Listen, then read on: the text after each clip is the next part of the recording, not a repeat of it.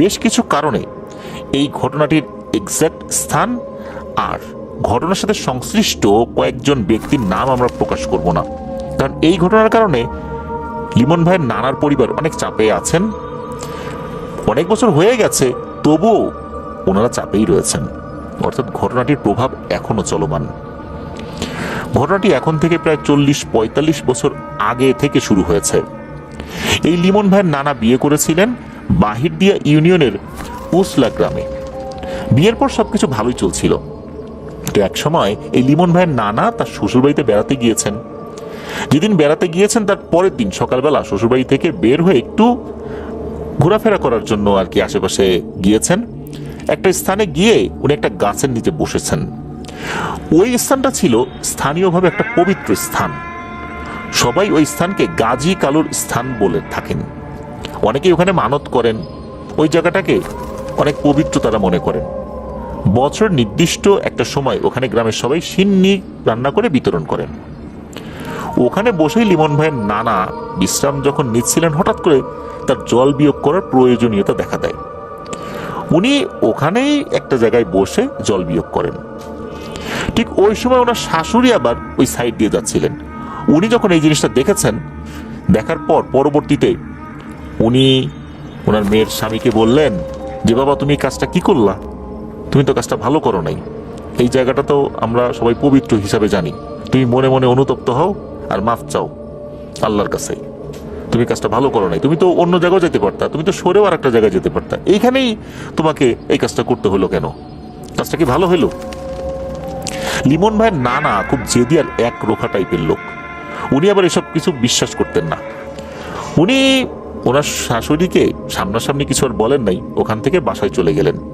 এদিকে ওনার শাশুড়ি বাসায় ফেরত এসে ওনার শ্বশুরকে এই সমস্ত বিষয় বলেছেন।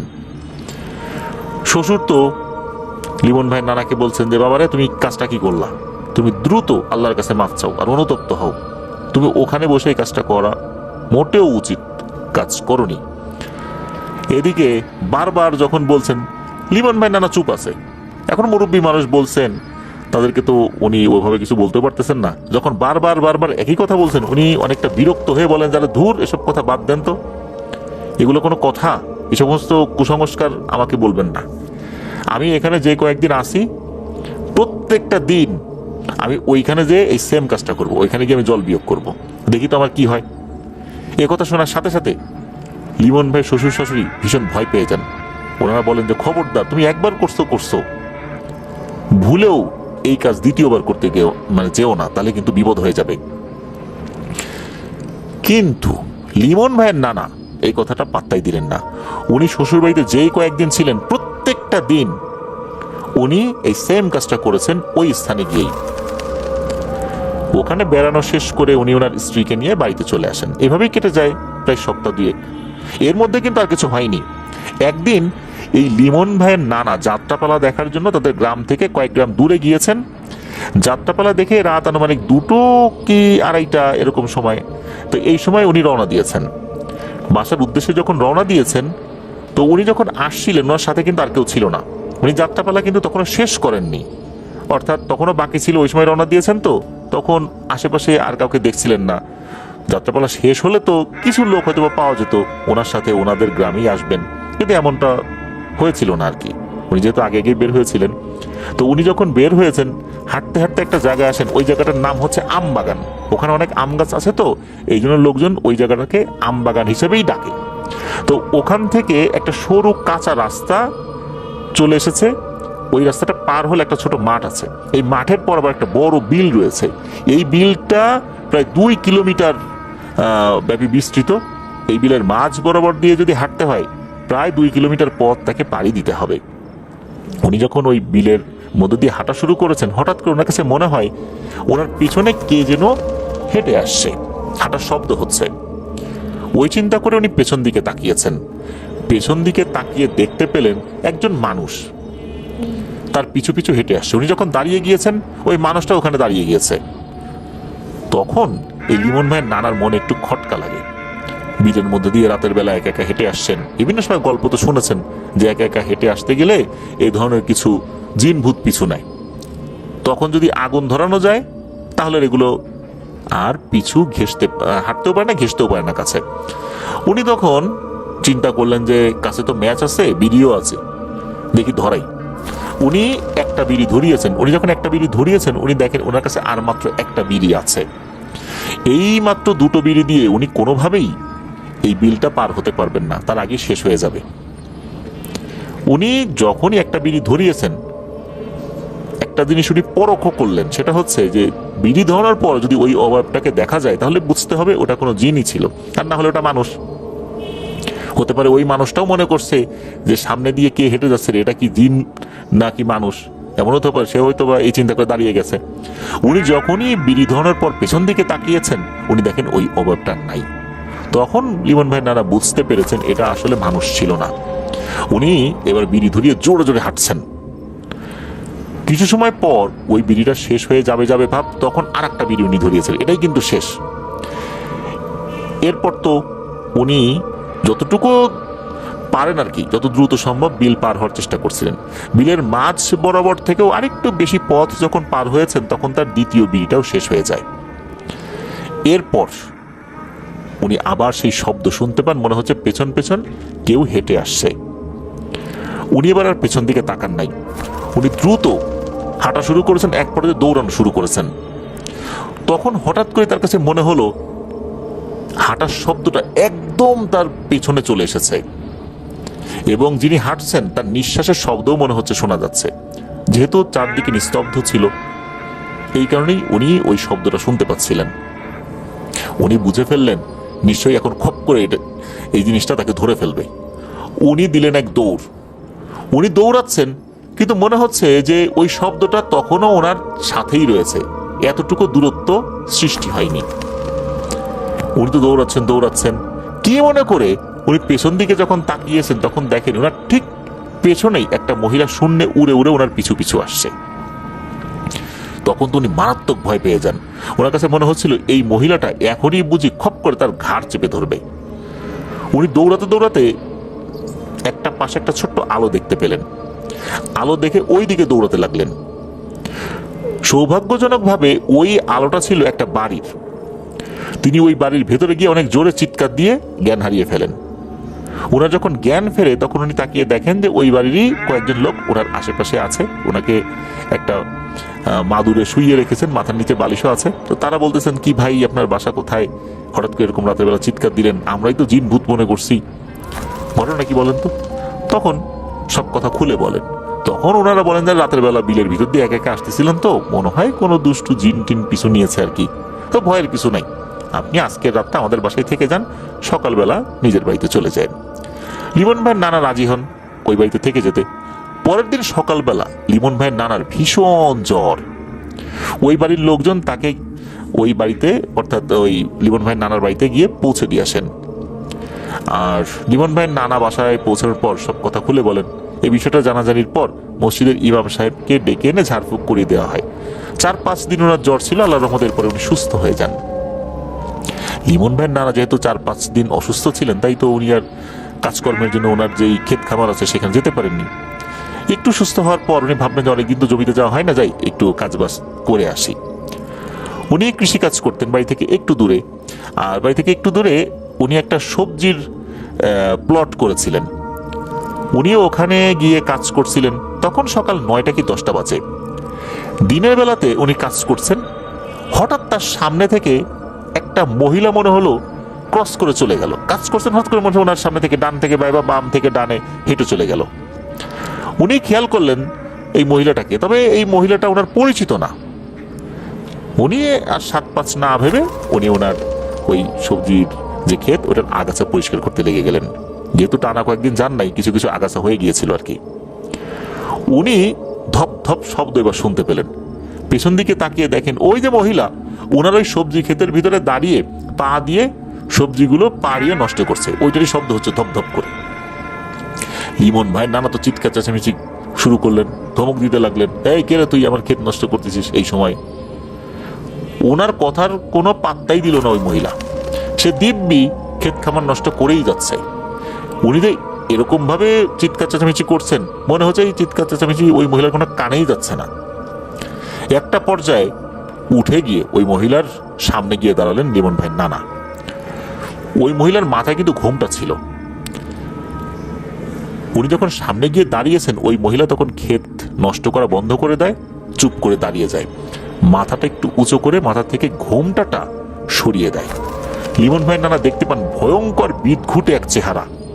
আর লিমন ভাইয়ের নানাকে দেখে ওই মহিলা এমন একটা হাসি দিয়েছে, ওই হাসি দেখে লিমন ভাইয়ের নানা মারাত্মক ভয় পেয়ে যান। আর ওই সময় ওই মহিলা বলে ওঠে খুবই কর্কশ কণ্ঠে, আজকে পাইছি রে, দেখি আজকে কেমনে বাঁচিস আমার হাত থেকে। যেই না এই কথা বলেছে, লিমন ভাইয়ের নানা ভয়ে ওখানেই সেন্সলেস হয়ে পড়ে যান। এদিকে সকাল থেকে সন্ধ্যা হয়ে যায়, লিমন ভাইয়ের নানা বাসায় ফেরত আসে না। বাসা থেকে লিমন ভাইয়ের নানার বড় ভাই এবং আরো কয়েকজন মিলে মাঠে আসেন। এসে দেখেন তার ছোট ভাই অজ্ঞান হয়ে পড়ে আছেন, নাক থেকে রক্ত বের হচ্ছে। আর পূর্বেও আরো রক্ত বের হয়েছে, সেগুলো শুকিয়ে একদম কালচে বর্ণ ধারণ করেছে। তখন সবাই তাকে ধরে বাসায় নিয়ে আসে। একদিন পর তার জ্ঞান ফেরত আসে। জ্ঞান ফেরত আসার পর কি হয়েছে সবাইকে খুলে বলেন। এরপর বিভিন্ন ধরনের হুজুর দেখানো হয়। হুজুররা এসে ঝাড়ফুঁক করে দিয়ে যান, তাদের মতো করে রুকিয়া করে দিয়ে যান, তেল পড়া পানি পড়া এগুলো দিয়ে যান, ওনাকে তেল পড়া পানি পড়া ছিটিয়ে দেন, মানে তাদের যেই তরিকা আর কি, যেই তরিকা অনুযায়ী তারা ঝাড়ফুঁক করেন সেটা করে দিয়ে যান আর কি, তাদের মতো করে। কিন্তু লিমন ভাইয়ের নানার মনের ভিতর থেকে আতঙ্ক কাজ করছে, এই জিনিসটা মোটেও কমছে না। কয়েকদিন পর লিমন ভাইয়ের নানা এক অদ্ভুত স্বপ্ন দেখেন। স্বপ্নে দেখেন দুটো অবয়ব তাকে এসে বলছে, আমার নাম গাজী আর এই আমার ভাই কালু, আমরা দুই ভাই, তুমি আমাদের থাকার স্থান অপবিত্র করেছো, এর শাস্তি তোমাকে পেতে হবে। এর শাস্তি হচ্ছে 12 দিন গাজীর গান গাইতে যেতে হবে, গ্রামে গ্রামে ঘুরবা, 12 দিন গাজীর গান গাইবা। তো এই কথা বলার পর লিমন ভাইয়ের নানার স্বপ্ন ভেঙে যায়। সকালবেলা উনি ওনার স্ত্রীকে বললেন যে আমি একটা স্বপ্ন দেখছি, কি যে দেখছি ভালো করে মনে করতে পারতেছি না, কি যেন একটা বললো গাজীর গান গাইতে 12 দিন গ্রামে গ্রামে ঘুরে, বিষয়টা আসলে কি আমি তো বুঝতে পারতেছি না। লিমন ভাইয়ের নানার স্ত্রী অর্থাৎ লিমন ভাইয়ের নানি বললেন, আরে মনে হয় কোনো একটা দুঃস্বপ্ন দেখেছো, যেহেতু ভয় টয় পাইছো আগে, এই জন্য এই সমস্ত স্বপ্ন দেখেছ। পরের দিন রাতে লিমন ভাইয়ের নানা ওই একই স্বপ্ন দেখেন। এবার তাকে বলা হলো, তুমি তো আমার কথার গুরুত্ব দিলে না, ঠিক আছে, তোমার শাস্তি আরো বেড়ে গেল, এখন তোমাকে 12 দিনের জন্য না, তোমাকে 12 মাসের জন্য গাজীর গীত গাইতে যেতে হবে। এরপর আবার ওনার ঘুম ভেঙে যায়। রাতেই ওনার স্ত্রীকে ঘুম থেকে ডেকে তুলে স্বপ্নের কথাটা বলেন। ওনার স্ত্রী বলে, ধুর, এ সমস্ত চিন্তা ভাবনা বাদ দাও তো, তুমি দুঃস্বপ্ন দেখতেছ। তৃতীয় দিন রাতে লিমন ভাইয়ের নানা আবার একই স্বপ্ন দেখেন। ওই দুইটা অবয়ব স্বপ্নের মধ্যে এসেছে এবং খুবই রাগী গলায় এবার তুই তুকারি করে বলছে, তুই আমাদের কথা শুনলি না তো, তোর শাস্তি 12 মাসের জন্য না, তোর শাস্তি 12 বছরের জন্য। তুই 12 বছরের জন্য গাজীর গীত গাইতে থাকবি, গ্রামে গ্রামে গিয়ে তুই গাজীর গীত গাইবি। লিমন ভাইয়ের নানা প্রথমবারের মতো স্বপ্নের মধ্যে তাদের সাথে তর্কে জড়িয়ে পড়েন। স্বপ্নের মধ্যে লিমন ভাইয়ের নানা বলছেন, এই বেটা, আমার বাপের কি ধন সম্পদ কম আছে রে? আমি এখন ফকিরের মতো ঢোল ডুগি তবলা নিয়ে গাজীর গীত গেয়ে বেড়াবো গ্রামে গ্রামে ফকিরের মতো? পারবো না, যা যা পারিস করিস। এইভাবে লিমন ভাইয়ের নানাও তাদেরকে ধমক দেন, তাদের সাথে বাজে ব্যবহার করেন স্বপ্নের মধ্যে। কিন্তু এরপর দিন সকালে লিমন ভাইয়ের নানা সবাইকে খুলে বলেন যে উনি আসলে কি স্বপ্ন দেখেছেন আর ওদের সাথে কি কথোপকথন হয়েছে। এদিকে পরিবারের লোকজন এবারও কোনো গুরুত্ব দেয় না। সবাই বলছেন যে এত টেনশন করো না ভাই, ঠিক হয়ে যাবে, তুমি এই সমস্ত ভয়ের ঘটনা দেখেছো তো, এই কারণে এরকম চিন্তা ভাবনা থেকেই অবচেতন মনে এই স্বপ্ন দেখতেছ। এর কয়েকদিন পর লিমন ভাইয়ের নানা পাগলামি শুরু করে দেন, কার কার সাথে যেন একা একা কথা বলেন, এমনকি খাওয়া দাওয়া বন্ধ হয়ে যায় তার। এর কয়েকদিন পর হঠাৎ করে লিমন ভাইয়ের নানা নিরুদ্দেশ হয়ে যান, তাকে কোথাও খুঁজে পাওয়া যাচ্ছিল না। বাসার সবাই তাকে অনেক খোঁজে, কিন্তু তাকে খুঁজে পাওয়া যায় না। তখন গ্রামের এক বৃদ্ধ লোক তাদেরকে এসে বলে, তোমরা এক কাজ করো, যশোর জেলায় গাজীপুর নামক একটা স্থান আছে, ওখানে একজন পীর সাহেব আছে, তোমরা তার কাছে গিয়ে দেখতে পারো উনি কিছু করতে পারেন কিনা। সেই তথ্য মতে বাসা থেকে লিমন ভাইয়ের নানি, তার দেবর আর গ্রামের 2-3 জন মিলে সেখানে গিয়েছেন। সবচেয়ে আশ্চর্যজনক বিষয় হচ্ছে, যখনই তারা সেই পীর সাহেবের বাসায় ঢুকেছেন, তখনই ওই পীর সাহেব বলে ওঠেন যে ওই লিমন ভাইয়ের নানির নাম ধরে, কি রে, ফকিরহাট থেকে আঞ্জুমান আইছো, তোমার স্বামী হারিয়ে গেছে তার জন্য? সবাই তো আশ্চর্য হয়ে যায় যে পীর সাহেব কিভাবে জানলো, আমরা তো প্রথমে এখানে আসলাম, তার স্বামী হারাই গেছে, ওনার তো জানার কথা না। এরই মাঝে হুজুরের একটু বর্ণনাটা আমরা দেই। হুজুরের পুরো শরীরে ছিল ঘায়ে ভরা। হুজুরের মুখ সহজে হুজুর কাউকে দেখাতে চাইতেন না, মুখেও ওনার ঘা ছিল। হুজুর কি করতেন, দুই পায়ের মাঝখানে মাথাটা ঢুকিয়ে রেখে মাথা নিচু করে সবার সাথে কথা বলতেন, অধিকাংশ সময় আর কি, সবসময় না, অধিকাংশ সময়। আর তাদের এই সমস্যা হুজুর কিভাবে যেন আগেই জেনে গেছেন। হুজুর তাদেরকে কিছুই জিজ্ঞেস করলেন না, জাস্ট খালি বললেন 3টা কাঁঠালের পাতা নিয়ে আসো তো, এই কাছেই কাঁঠাল গাছ আছে, সেখান থেকে 3টা কাঁঠালের পাতা ছিঁড়ে নিয়ে আসো। 3টা কাঁঠালের পাতা ছিঁড়ে আনা হলো। হুজুর কিছু একটা পরে সেখানে ফু দিলেন, বললেন তোমরা যখন বাড়ির দিকে ফেরত যাবা, রূপসা নদীতে একটা কাঁঠালের পাতা ফেলে দিবা। এরপরে আর একটা নদী যেটা পড়বে তোমাদের বাড়িতে যাওয়ার সময়, ভৈরব নদী, সেখানে একটা ফেলবা। আর একটা পাতা সুতো দিয়ে বেঁধে তার সাথে একটা ঢিল বেঁধে দিবা। এই পাতাটা তোমাদের বাড়ির যে পুকুর রয়েছে, এই পুকুরের কাছে গিয়ে ওই পানিতে ফেলে দিবা। ওই পাতাটা পুকুরের যত গভীরে, অর্থাৎ পুকুরের পাড় থেকে তো ছুঁড়ে মারবে, যত ভেতরে গিয়ে পড়বে তত দ্রুত নাকি এই লিমন ভাইয়ের নানা ফেরত আসবেন, এমনটাই জানান আর কি। ওনারা সেম কাজটা করেন। ফেরত আসার সময় রূপসা নদীতে একটা, ভৈরব নদীতে একটা, আর বাড়িতে ফেরত আসার পর ওই যে পুকুরে ওই পাতার সাথে ঢিল বেঁধে, মানে সুতা দিয়ে ঢিল বেঁধে ওইটা উনি ফেলে দিয়েছিলেন। এর পরের দিন ওই গ্রামের একটা লোক ফকিরহাট বাজারে গিয়েছেন বাজার করতে, গিয়ে দেখেন লিমন ভাইয়ের নানা রাস্তার এক পাশে শুয়ে আছেন, সারা শরীর ময়লায় ভরা, পাগল হয়ে গেছে এমন একটা অবস্থা। ওই লোকটা লিমন ভাইয়ের নানাকে ধরে লিমন ভাইয়ের নানার বাসায় নিয়ে যান। তো লিমন ভাইয়ের নানার নাম ছিল ফজলু। তো বাসায় গিয়ে লিমন ভাইয়ের নানিকে বলেন যে আপা বের হন, এই যে ফজলুকে পাইছি। লিমন ভাইয়ের নানাকে পেয়ে তো সবাই খুবই খুশি। তখন সবাই জিজ্ঞেস করলো তুমি কোথায় গেছিলা? তখন লিমন ভাইয়ের নানা কোনো কথা বলেন না, চুপ করে বসে থাকেন। তাকে খাবার খেতে দেওয়া হলো, কিন্তু উনি কোনো খাবারই খেলেন না। পরের দিন আবারও লিমন ভাইয়ের নানা হারিয়ে যায়। কোথায় যে গেল, কখন গেল, কেউ জানে না। আবার খোঁজা শুরু হলো। খোঁজাখুঁজি করে না পেয়ে আবার সবাই সেই পীর সাহেবের কাছে যাওয়ার সিদ্ধান্ত নিলেন। সেই পীরের কাছে যাওয়া হলো। তখন ওই পীর সাহেব বললেন আসলে আমি সবই জানি, তোমার স্বামী তো গাজী কালুকে অপমান করেছে, তার জন্য এই সমস্যাটা হচ্ছে। আমি আবারও তদবির দিচ্ছি, তোমরা পেয়ে যাবা ইনশাল্লাহ। এখান থেকে তোমরা যখন বাসায় যাবা, মাঝ রাস্তায় তুমি তোমার স্বামীকে পাবা। যখনই তুমি তোমার স্বামীকে পাবা, তখন তাকে জোর করে ধরে হলেও ভ্যানে তুলবা, বাসার দিকে রওনা দিবা। তবে মনে রেখো, রওনা দেওয়ার সময় তোমাদের আশেপাশে যখন একটা মসজিদ বাঁধবে, ওই মসজিদ থেকে একটা কালো চেহারার লোক বের হবে। সে ওই ভ্যানের সাথে তোমাদের সাথেই হেঁটে হেঁটে যাবে। তোমাদের ভয় পাওয়ার কোনো কারণ নাই, ওই লোক তোমাদের কোনো ক্ষতি করবে না। তোমরা দেখবা ওই লোকটা একটু লম্বা, গায়ের রং কিন্তু খুবই কালো, আর চুলগুলো কোঁকড়ানো। এই লোকটা হলো কালু। হুজুর কিন্তু এইভাবে বলে দিলেন। হুজুরের কথা মতো ওনারা হুজুরের বাড়ি থেকে বের হয়ে গেলেন। ভ্যান নিয়ে আসছিলেন, আবার ভ্যান নিয়ে বের হয়ে গিয়েছেন। হুজুরের বাসা থেকে বের হয়ে আসার পর দেখেন যে একটা লোক পাগলের মতো উস্কো খুস্কো অবস্থা রাস্তার এক পাশ দিয়ে একা একা হেঁটে কোথায় যেন যাচ্ছে। লিমন ভাইয়ের নানি এই বিষয়টা প্রথম খেয়াল করেছিলেন। এটা দেখেই তো বুঝতে পেরেছেন এটা ওনার স্বামী। উনি বলেন এই পাইছি, ওকে নিয়ে আসো। তখন তো ওনারা ধরে নিয়ে আসেন। উনি তো আসবেন না, বলে আমি যাব না, জোর করে নিয়ে আসছেন। নিয়ে এসে ওই ভ্যানের উপর বসিয়েছেন। এরপর রওনা শুরু করেছেন। আবার হুজুরের কথা মতো ওই পথে একটা মসজিদ পড়ে যায়। যখনই মসজিদটা ক্রস করেছেন, হুজুরের বর্ণনা অনুযায়ী ওই মসজিদের ভেতর থেকে একটা লোক বের হয় এবং ভ্যানের পিছনে হাঁটতে থাকে। আশ্চর্য ব্যাপার হচ্ছে, ভ্যান যে গতিতে চলছে ওই লোকটাও ওই গতিতেই হাঁটছে। কোনো কারণে ওই লোকটাকে পেছনে ফেলা যাচ্ছে না, অর্থাৎ এই ভ্যান আর ওই লোকটার মধ্যে যে বেশি দূরত্ব সৃষ্টি হবে এটা কিন্তু হচ্ছে না। তো এইভাবেই লিমন ভাইয়ের নানাকে বাসায় নিয়ে আসা হয়। ওই কালো লোকটাও ওই বাসায় এসে উঠোনের এক কোণে বসে থাকে। এই কথা যখন গ্রামে ছড়িয়ে পড়লো, তখন গ্রামের অনেকেই লিমন ভাইয়ের নানাকে দেখতে আসে।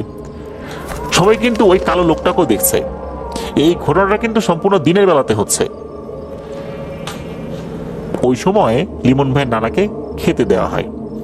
লিমন ভাইয়ের নানা যখন খেতে যাবে তখন সবাই দেখে ওই কালো লোকটা ইশারা দিয়ে বলে খাওয়া যাবে না। তখন লিমন ভাইয়ের নানা আর খায় না। লিমন ভাইয়ের নানা ক্ষুধায় ছটফট করছে কিন্তু খেতে পারছে না। ওই যে লোকটা আসছে, এই লোকটা হচ্ছে বোবা, সে ইশারা দিয়ে কি যেন বলছে, আর ইশারা দিয়ে লিমন ভাইয়ের নানার সাথে মাঝে মাঝে কথা বলে।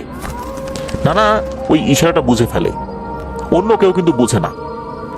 শুধু এতটুকু বুঝে সবাই যে ওই যে যখন খাবার সামনে দেওয়া হয় সে ইশারা দেয় না করে আর কি হাত দিয়ে, তখন বোঝা যায় যে উনি খাবার খেতে নিষেধ করতেছেন। এছাড়া উনি ইশারা দিয়ে লিমন ভাই নানাকে কি বলেন এটা অন্য কেউ বোঝে না। ওই লোকটাও সারাদিন সারা রাত ওই একই জায়গায় চুপ করে বসে থাকে। সেও কিন্তু কিছু খায় না, ওয়াশরুমে কেউ যেতে দেখে না, শুধু আজানের সময় সে বের হতো। এর কিছু সময় যখন অতিবাহিত হতো এরপর ওই লোকটা কোত্থেকে যেন চলে আসতো। এই লোকটাকে কি মসজিদে গেল না কোথায় গেল এটাও কেউ দেখে নেই। এরকম করে কয়েকদিন যাওয়ার পর লিমন ভাইয়ের নানার পাগলামি বেড়ে যায়। পাগলামি এতটাই বেড়ে যায় যে লিমন ভাইয়ের নানার যে বড় ভাই সে বাধ্য হয়ে শেকল দিয়ে লিমন ভাইয়ের নানাকে বেঁধে রাখেন। লিমন ভাইয়ের নানাকে যে ঘরে শেকল দিয়ে বেঁধে রাখা হয়েছিল ওই ঘরের ফ্লোর ছিল পাকা করা। আমরা জানি পাকা করা ঘর কোদাল দিয়ে খুঁড়তে গেলেও কিন্তু খুব কষ্ট হয়, কিন্তু এই লিমন ভাইয়ের নানা হাতের নখ দিয়ে ওখানে একটি গর্ত করে ফেললেন, আর গর্তটা অনেকটা কবরের মতো করে উনি খুলে ফেলেছেন। একটা মেঝে আঙ্গুল দিয়ে উনি ছিদ্র করে খুদে সেখানে এরকম একটা গর্ত করে ফেলেছেন। এটা কি চিন্তা করা যায়? উনি ওই ঘরের ভেতরে থাকা একটা পিলারের সাথে শেকল দিয়ে বাঁধা অবস্থায় ছিলেন। শেকলটা তো একটু লম্বা ছিল, তো ওই বাঁধা অবস্থাতেও কিন্তু উনি ঘরের ভিতরে এরকম একটা গর্ত তৈরি করে ফেলেছিলেন, আর ওই গর্তের মধ্যেই উনি সারাদিন বসে থাকতেন। এইভাবে নাকি কেটে যায় প্রায় 12 দিন। দ্বিতীয়বার তাকে পাওয়ার পর 12টা দিন পার হয়েছে। এই 12 দিনে সে কিছুই খায়নি, সে ওয়াশরুমেও যায়নি, সে কোনো কথাও বলেনি। এমন ভাবেই চলছিল। লিমন ভাইয়ের নানার যে বড় ভাই সে খুব রাগান্বিত হয় ওই বোবা লোকটির উপরে। ওই বোবা লোকটা খেতে নিষেধ করেছে আর সে খায় না। লিমন ভাইয়ের নানার বড় ভাই খুব রেগে গিয়ে একটা লাঠি নিয়ে ইচ্ছা মতো ওই লোকটিকে দেয় বেদম পিটানি, অনেক গালিগালাজ করে। এরপর ওই লোকটা বাসা থেকে কোথায় যেন চলে যায়। যখন চলে গেল এই 12 দিনের মধ্যে প্রথমবারের মতো লিমন ভাই নানা কথা বলে ওঠে। তার বড় ভাইকে ডেকে বলে, ও ভাই তুমি এটা কি করলা? তুমি কেন ওকে মারলা? তুমি ওকে তাড়াই দিলা? এখন তো আমাকে নিয়ে যাবে, আমি তো আর বাঁচবো না, তুমিও আমাকে ধরে রাখতে পারবা না। এই বলে উনি তো হাও মাও করে কান্নাকাটি শুরু করে দিলেন। ওই লোকটা চলে যাওয়ার পর উনি স্বাভাবিক হয়ে যান, আর তখনই স্বাভাবিকভাবে এই কথাগুলো বলেন। লিমন ভাইয়ের নানার যে বড় ভাই উনি তো বিষয়টা বুঝতে পারলেন যে উনি আসলে ভুল করে ফেলেছেন। তখন লিমন ভাইয়ের নানাকে তার বড় ভাই সান্ত্বনা দিলেন যে ভাই তুমি কোনো চিন্তা করো না, আমি দেখি ওই লোকটাকে আমি পাই কিনা, যদি পাই আমি ওকে হাতে পায়ে ধরে হলেও মাপ চাবো, মাপ চাইয়ে আবার তাকে আমি নিয়ে আসবো। এই বলে উনি বের হয়ে গেলেন, কিন্তু ওই লোকটাকে লিমন ভাইয়ের নানার বড় ভাই আর কোথাও খুঁজে পেলেন না। এদিকে লিমন ভাইয়ের নানা বলেছেন যে তাকে নিয়ে যাবে। উনি তখন কিন্তু স্বাভাবিক হয়েছিলেন আর কি। এই 12 দিনের মধ্যে প্রথম উনি স্বাভাবিক আচরণ করেছেন। যেহেতু উনি বলেছেন যে নিয়ে যাবে, নিয়ে তো যাবেই, কি করা যায়? তখন লিমন ভাইয়ের নানাকে আবার শেকল পরিয়ে দেওয়া হলো। শেকল দিয়ে তাকে আবারও বেঁধে ফেলা হলো যাতে করে তাকে কোথাও নিয়ে যেতে না পারে। তো এখন কিন্তু বিষয়টা ভিন্ন দিকে মোড় নিল। লিমন ভাইয়ের নানাকে নিয়ে যাবে, সবার সামনে থেকেই নিয়ে যাবে। ওই রাতে লিমন ভাইয়ের নানা স্বপ্নে দেখেন যে গাজী বলতেছে, তুমি আমার ভাইকে অপমান করেছো, বড় একটা অন্যায় করেছো। তুমি না করলে তোমার ভাই আমার ভাইকে আঘাত করেছে, এর একটা সমাধান আছে। তুমি তোমার ভাইকে বলো তোমার ভাইয়ের যে 2 মেয়ে আছে ওই 2 মেয়েকে কুরবানি দিতে। এরা যদি না পারে তাতেও সমস্যা নাই, আর একটা উপায় আছে, এই 2টার একটা করতেই হবে।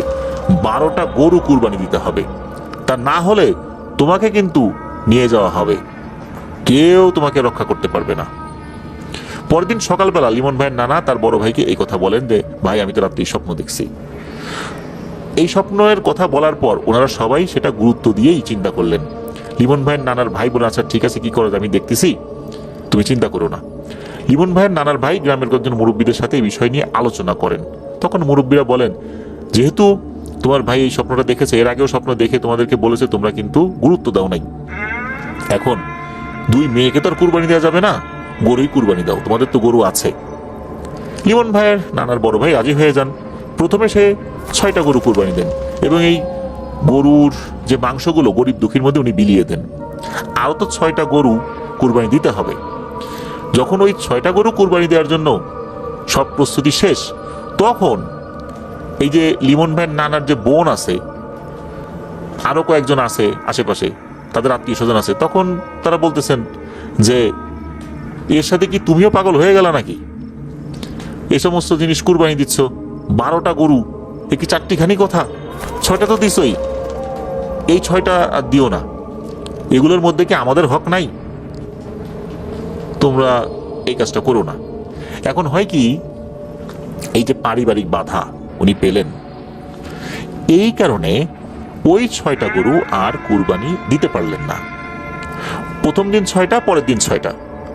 এই কারণে একদিনে 12টা দেওয়া হয়নি, কারণ 6টা গরু জবাই করার পর সেগুলোর মাংস বানাতেও তো দীর্ঘ সময়ের প্রয়োজন। এই জন্যই পরপর 2 দিন দিবেন বলে মনস্থির করেছিলেন। প্রথম দিন করলেও দ্বিতীয় দিনে এসে এই ঝামেলাটা বেঁধে যায়। এখন দ্বিতীয় দিন তো দেওয়া হলো না। শেষ পর্যন্ত ওই 6টা গরু কুরবানির সিদ্ধান্ত থেকে লিমন ভাইয়ের নানার বড় ভাই ফেরত আসলেন। ওই দিন বিকালে লিমন ভাইয়ের নানার যে ভাই, উনি সেই হুজুরের কাছে চলে যান, সবকিছু খুলে বলেন যে আমি একটা ভুল করে ফেলেছি, ওই লোকটার গায়ে হাত তুলে ফেলছি, তারপর তো স্বপ্ন দেখাইছে 6টা গরু দিতে, 12টা গরু দিতে, 6টা গরু তো দিছি, এখন বাকি 6টা তো কুরবানি দিতে পারিনি আমার পরিবারের লোকজনের বাধার কারণে। তখন সে হুজুর বলেন, তোমাকে তো আমি আগেই বলেছিলাম যে ওই লোকটা তোমাদের কোনো ক্ষতি করবে না, তাকে কেন তুমি মারতে গেলে? তাকে মেরে তো অনেক বড় তুমি ভুল করে ফেলছো রে বাবা। এখন আমার কিছুই করার নাই, আজ রাতেই তোমার ভাইকে নিয়ে যাবে চড়ুই পাখির পিঠে করে, দ্রুত বাড়িতে ফেরত যাও, পাহারা বসাও। তবে মনে হয় না পাহারা দিয়ে কোনো লাভ হবে, এখানে আমার কিছুই করার নেই। লিমন ভাইয়ের নানার বড় ভাই দ্রুত বাসায় চলে আসেন, এসে সবাইকে সবকিছু খুলে বলেন। তখন সিদ্ধান্ত হয় সারা রাত বসে পাহারা দেওয়া হবে, যেহেতু আজ রাতেই নিয়ে যাবে। গ্রামের যারা ইয়াং ছেলে ছিল, এরকম 30 থেকে 40 জন এরকম ছেলে পেলেদেরকে নিয়ে আসা হয়। তারা সবাই মিলে পাহারা দেওয়া শুরু করলো। লিমন ভাইয়ের নানাকে ঘরের মধ্যে শিকল দিয়ে বেঁধে রাখা হয়েছিল, যাতে করে তাকে নিয়ে যেতে না পারে। আর ওই যে রুমের সব দরজা জানালা বন্ধ। ঘরের মধ্যে নানি আর নানির 2 মেয়ে সবাই মিলে পাহারা দিচ্ছেন লিমন ভাইয়ের নানাকে। লিমন ভাইয়ের নানার যে ভাই, উনি আধা ঘন্টা পর পর এসে জিজ্ঞেস করছেন যে ভাই ঠিক আছে তো, সমস্যা নাই তো? তখন লিমন ভাইয়ের নানি বলছেন হ্যাঁ এখনো ঠিক আছে, কোনো সমস্যা নেই। লিমন ভাইয়ের বড় ভাই বলছেন যে সারা রাত সবাই মিলে পাহারা দেবে, চিন্তার কারণ নাই। তো এইভাবে পাহারা কিন্তু চলছিল, কেউ ঘুমাচ্ছিলেন না। রাত আনুমানিক 2টো কি 2:30। যারা পাহারা দিচ্ছিলেন এদের মধ্যে থেকে একজন জল বিয়োগের প্রয়োজনে ঘরের পেছন দিকটাতে গিয়েছেন। যখনই গিয়ে ওখানে বসেছেন একটা জায়গায়, হঠাৎ করে একটা পাখি উড়ে যাওয়ার শব্দ, পাখির ডানা ঝাপটায় এরকম একটা শব্দ হয়। আর চড়ুই পাখি কিন্তু খুব দ্রুত ওড়ে। ওই অন্ধকার রাতে উনি দেখতে পেলেন বেশ বড় সাইজের একটা চড়ুই পাখি তার মাথার উপর দিয়ে উড়ে গেল। আর এই চড়ুই পাখিটা ওই ঘরের চালের উপর দিয়ে উড়ে চলে এসেছিল। এত বড় চড়ুই পাখি উনি ওই অন্ধকার রাতেও স্পষ্ট বুঝতে পারছিলেন যে এটা চড়ুই পাখি। উনি অবাক হয়ে গেলেন। উনি যেই না এটা উড়ে যেতে দেখেছেন, দ্রুত উনি ঘরের সামনে এসে সবাইকে বললেন যে আমি তো চড়ুই পাখি দেখছি রে। লিমন ভাইয়ের নানাকে চড়ুই পাখি নিয়ে যাবে, এটা তো সবাই জানতেন, সবাই শুনেছিলেন। তখন তো সবাই হই হট্টগোল বাঁধিয়ে দিল, এই ঘরের মধ্যে কি লিমন ভাইয়ের নানা আছে? তখন ঘরের দরজা নক করা হলো। ওই সময়ে আল্লাহর কি ইচ্ছা, লিমন ভাইয়ের নানি এবং 2 মেয়ে ওনারা অল্প কিছু সময়ের জন্য ঘুম ঘুম ভাবের মধ্যে চলে গিয়েছিলেন, অর্থাৎ তন্দ্রাচ্ছন্ন ভাবে চলে গিয়েছিলেন। দরজায় টোকার শব্দ শুনে সাথে সাথে ওনারা জেগে যান। চোখ খুলে দেখেন শেকলও নাই, লিমন ভাইয়ের নানাও নাই। শেকল সহ হাত পা বাঁধা অবস্থাতেই ওনাকে নিয়ে চলে গেছে, অথচ দরজা জানালা সবই বন্ধ। এই কথা জানাজানি হয়ে যাওয়ার পর সবাই, কেউ টর্চ লাইট নিয়ে, কেউ মশাল নিয়ে চারদিকে খুঁজতে থাকলো। সারা রাত তারা খুঁজলো, কোথাও পাওয়া গেল না।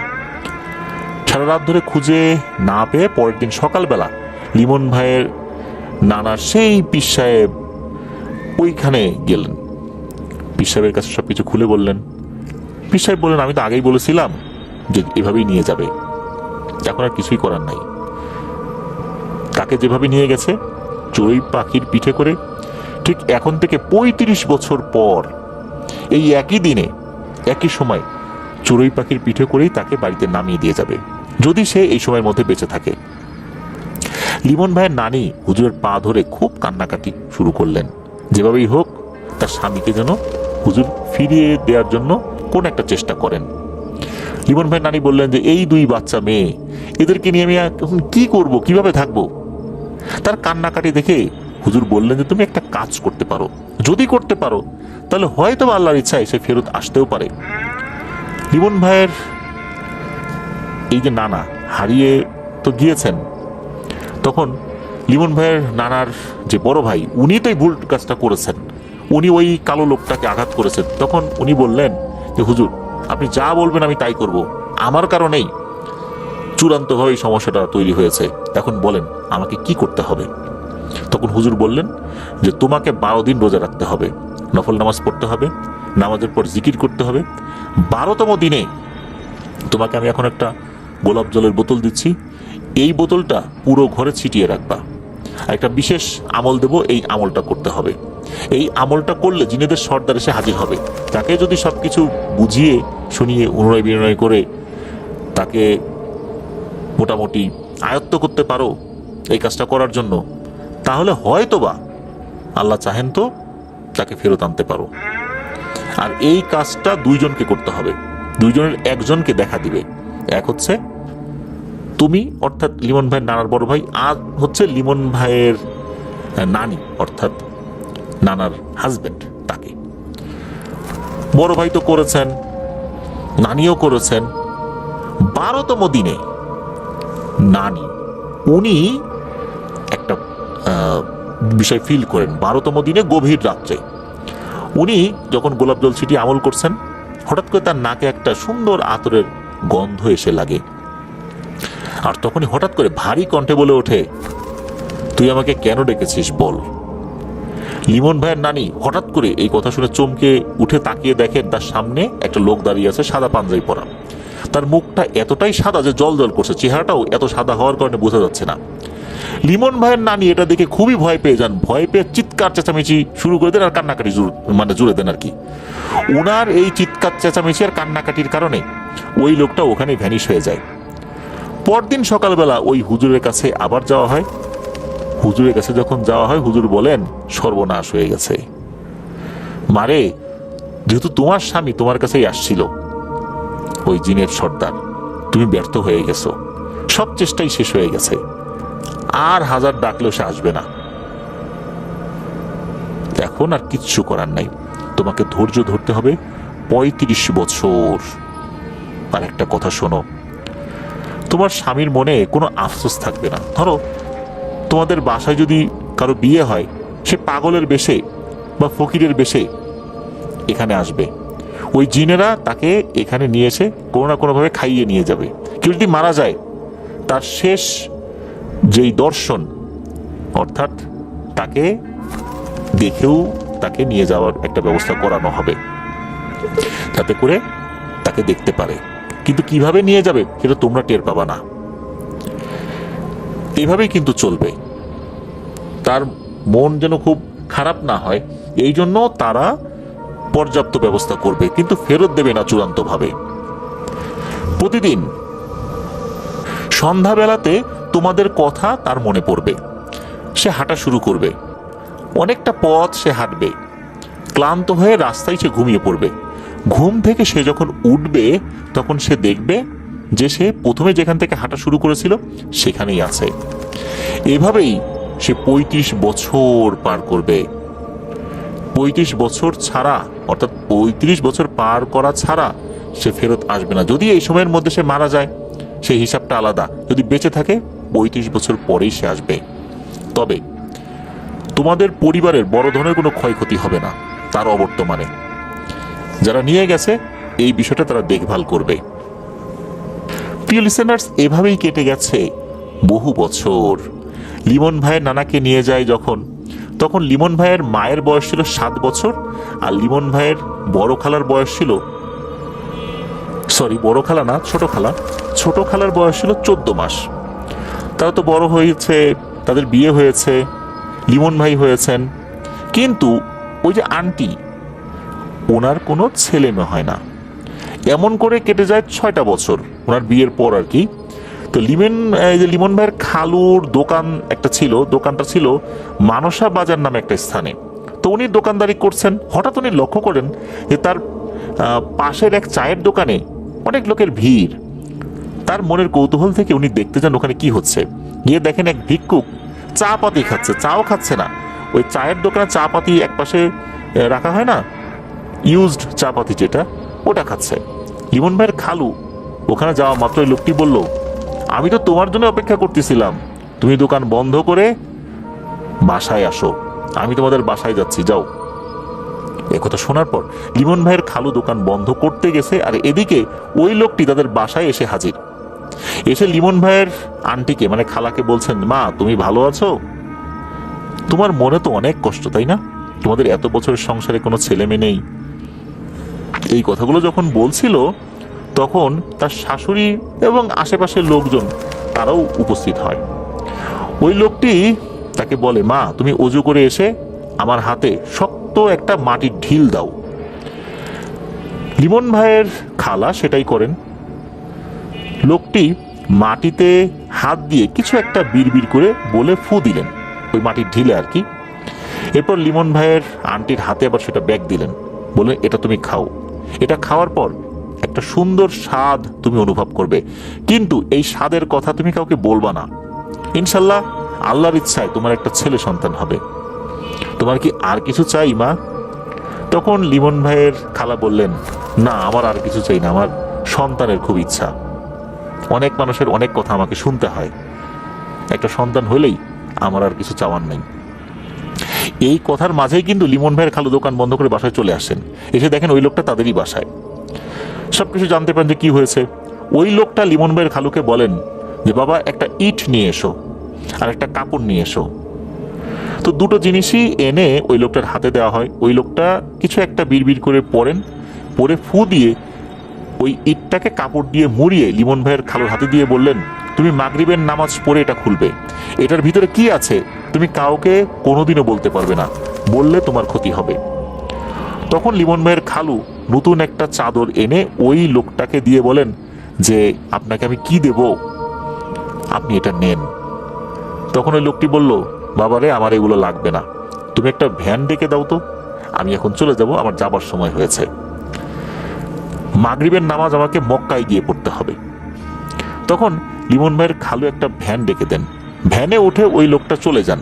যখন ভ্যানে উনি যাচ্ছিলেন তখন ওই লোকটা ভ্যানওয়ালাকে বলে, তোর কি কিছু চাই রে বাবা? তখন ওই ভ্যানওয়ালা বললেন যে আমার কিছুই চাই না, আপনি যেটা ভালো মনে করে আমাকে দিবেন আমি সেটাই নিব, আমি নিজে থেকে আপনার কাছে কোনো কিছু চাইবো না, যদি আমাকে কিছুই না দেন তারপরও আমার কোনো কিছু চাওয়ার নাই, আপনার যা ইচ্ছা। এই কথা শোনার পর ওই লোকটা নাকি মৃদু হাসলেন, অর্থাৎ ভ্যানওয়ালার ওই কথাটা শুনে উনি খুব খুশি হলেন। তখন ওই আগন্তুক ভ্যানওয়ালাকে বললেন যে ভ্যানটা থামাও, একটা কচুর পাতায় কিছু বালি নিয়ে আসো, এরপর আমার কাছে এনে দাও। ভ্যানটা থামিয়ে ওই যে রাস্তার পাশেই বেশ কিছু জঙ্গলি কচু গাছ ছিল, সেখান থেকে একটা কচুর পাতা ছিললেন, পাশ থেকে একটু বালি নিয়ে ওই বালিটা ওই কচুর পাতায় রেখে ওনার হাতে দিলেন। উনি বালিতে বিড়বিড় করে কিছু একটা পরে ফু দিয়ে ওই কচুর পাতাটা মুড়িয়ে দিলেন, অর্থাৎ বালিটা এখন আর দেখা যাচ্ছে না, ওই কচুর পাতার ভেতরেই বালি। ওই ভ্যানওয়ালাকে এটা উনি দিয়ে বললেন, তুমি এটা মাগরিবের নামাজের পর খুলবা, এর আগে না, আর এর ভিতর যা থাকবে এটা কিন্তু কাউকে বলতে পারবা না, নাও এখন আবার ভ্যান চালাও। ভ্যান চালানো শুরু করলো। কিছু দূর যাবার পর ভ্যানওয়ালার কাছে মনে হলো ভ্যানটা বেশ হালকা হালকা লাগছে। উনি পেছন দিকে তাকিয়ে দেখলেন ওই লোকটা নাই। লিমন ভাইয়ের খালু কি পেয়েছিলেন, ভ্যানওয়ালাই বা কি পেয়েছিল তার কখনো জানা যায়নি, কেননা ওনারা কাউকে এই বিষয়টা বলেননি। অনেকের ধারণা ওনার হয়তো বা সোনা বা এই টাইপের দামি কিছু পেয়েছিলেন। লিমন ভাইয়ের খালা উনি এর কিছুদিন পর আল্লাহর অশেষ রহমতে একটা ছেলে সন্তানের জন্ম দেন। আর লিমন ভাইয়ের নানা উনি কি ফেরত এসেছিলেন কি এখনো আসেননি, পরবর্তীতে কি ঘটনা ঘটেছে, এটা আরো বিস্তারিতভাবে ঘটনা সংগ্রহ করতে হবে। এটা হয়তো আমরা পরবর্তীতে কোনো একটা এপিসোডে আমরা জানাতে পারবো ইনশাল্লাহ। আমরা এ পর্যন্তই ঘটনাটি পেয়েছিলেন, আশা করছি যতটুকু পেয়েছি এতটুকুতে আপনাদের কৌতূহল মেটেনি, আমারও মেটেনি। আমি আশা করব রোমন ভাই এই ঘটনাটির বাকি অংশ অতি দ্রুত পাঠাবেন। লিমন ভাইয়ের নানার সাথে কি হয়েছিল, উনি কি ফেরত এসেছিলেন না কি হয়েছে, এখন কি অবস্থা, এটা আমাদেরকে জানালে আমার নিজের মনের একটা আকাঙ্ক্ষাও দূর হবে, অর্থাৎ যে কৌতূহল থেকে যে আকাঙ্ক্ষাটা সৃষ্টি হয়েছে এটাও দূর হবে, আর আমাদের লিসেনারদের মধ্যে আমার মতোই যে কৌতূহল তৈরি হয়েছে সেটাও দূর হবে। এটাই ছিল ঘটনা। প্রিয় লিসেনার্স, বেশ কিছু কারণে এক্স্যাক্ট লোকেশন কিন্তু বলি নাই, বললে অনেকেই ওনার বাসায় চলে যাবেন, ওনার বাসায় গিয়ে লিমন ভাইয়ের নানাকে খুঁজতে থাকবেন, ওনারা বেশ বিব্রত হতে পারেন। এই জন্য আমরা এটা এখনই বলছি না, যদি অনুমতি পাই আমরা পরবর্তীতে ইনশাল্লাহ জানার চেষ্টা করবো। আর যদি অনুমতি একদমই না পাই তাহলে আমরা জানাবো না, তবে এতটুকু জানাবো লিমন ভাইয়ের নানার সাথে কি হয়েছিল, এখন কি অবস্থায় এই পরিবার রয়েছে, আমরা সেটার অপেক্ষায় থাকবো। আশা করছি রোমান ভাই অতি দ্রুত এই বিষয়ের খুবই দ্রুত একটা এন্ডিং টানবেন আমাদেরকে আরেকটি ঘটনা পাঠানোর মাধ্যম দিয়ে। প্রিয় লিসেনার্স, আজকের ঘটনা এ পর্যন্তই। গাজী কালু সম্পর্কিত বেশ কিছু ঘটনা বিভিন্ন সময় বিভিন্ন মানুষের মুখে মুখে শোনা যায়, অনেক জায়গায় গাজী কালুর স্থান রয়েছে এমনটাও শোনা যায়। এই ঘটনা থেকে জানলাম গাজী কালু ওনারা শক্তিশালী জিন, যতটুকু বুঝতে পারলাম আর কি। প্রিয় লিসেনার্স, আসলে এখানে মানুষের কিছু ভুল তো হয়। লিমন ভাইয়ের নানা প্রথমবার ভুল করেছিলেন, পরের বার কিন্তু অন্যায় করেছিলেন। ওনার মোটেও উচিত হয়নি ওই জায়গায় গিয়ে বারবার জল বিয়োগ করা। উনি কিন্তু রাগ এবং জেদ থেকে এই কাজটি করেছিলেন। প্রথমবার হয়তো ভুল করে ফেলেছেন, কিন্তু পরবর্তীতে যেটা করলেন এটা খুবই বাজে একটা কাজ হয়েছে, যার কারণে ওনাকে কিন্তু কঠিন শাস্তি পেতে হয়েছে। আর উনি স্বপ্নে যেটা দেখেছিলেন প্রথমে 12 দিন, উনি তো রাজি হন নাই, পরে 12 মাস, 12 বছর থেকে একদম 35 বছরের একটা শাস্তি ওনার উপর চলে এসেছে। কি ভয়ঙ্কর ব্যাপার প্রিয় লিসেনার্স, একবার চিন্তা করুন।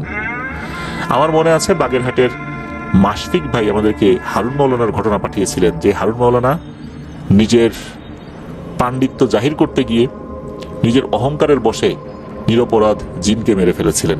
উনি বুঝার পরও মেরে ফেলেছিলেন, আর সেই অপরাধে ওনাকে আমৃত্যু জিনেদের দেশে কারাদণ্ড দেওয়া হয়েছিল। এখনো উনি ফেরত আসেননি। বলা হয়েছে ওনার মৃত্যু হলে ওনার ডেড বডিটা ওনার পরিবারের সদস্যদের কাছে হস্তান্তর করা হবে, কিন্তু এখন পর্যন্ত ওনার ডেড বডি তার পরিবারের সদস্যরা পান নাই। এমনটাই পরবর্তীতে আমি জেনেছিলাম মাশফিক ভাইয়ের কাছ থেকে। প্রিয় লিসেনার্স, ঘটনাটার সময়কাল ছিল 2009 সাল। ঘটনাটি যাদের সাথে ঘটেছিল তাদের দুজনের নামই রাজু। তাদের বয়স তখন 21 কি 22 বছর হবে।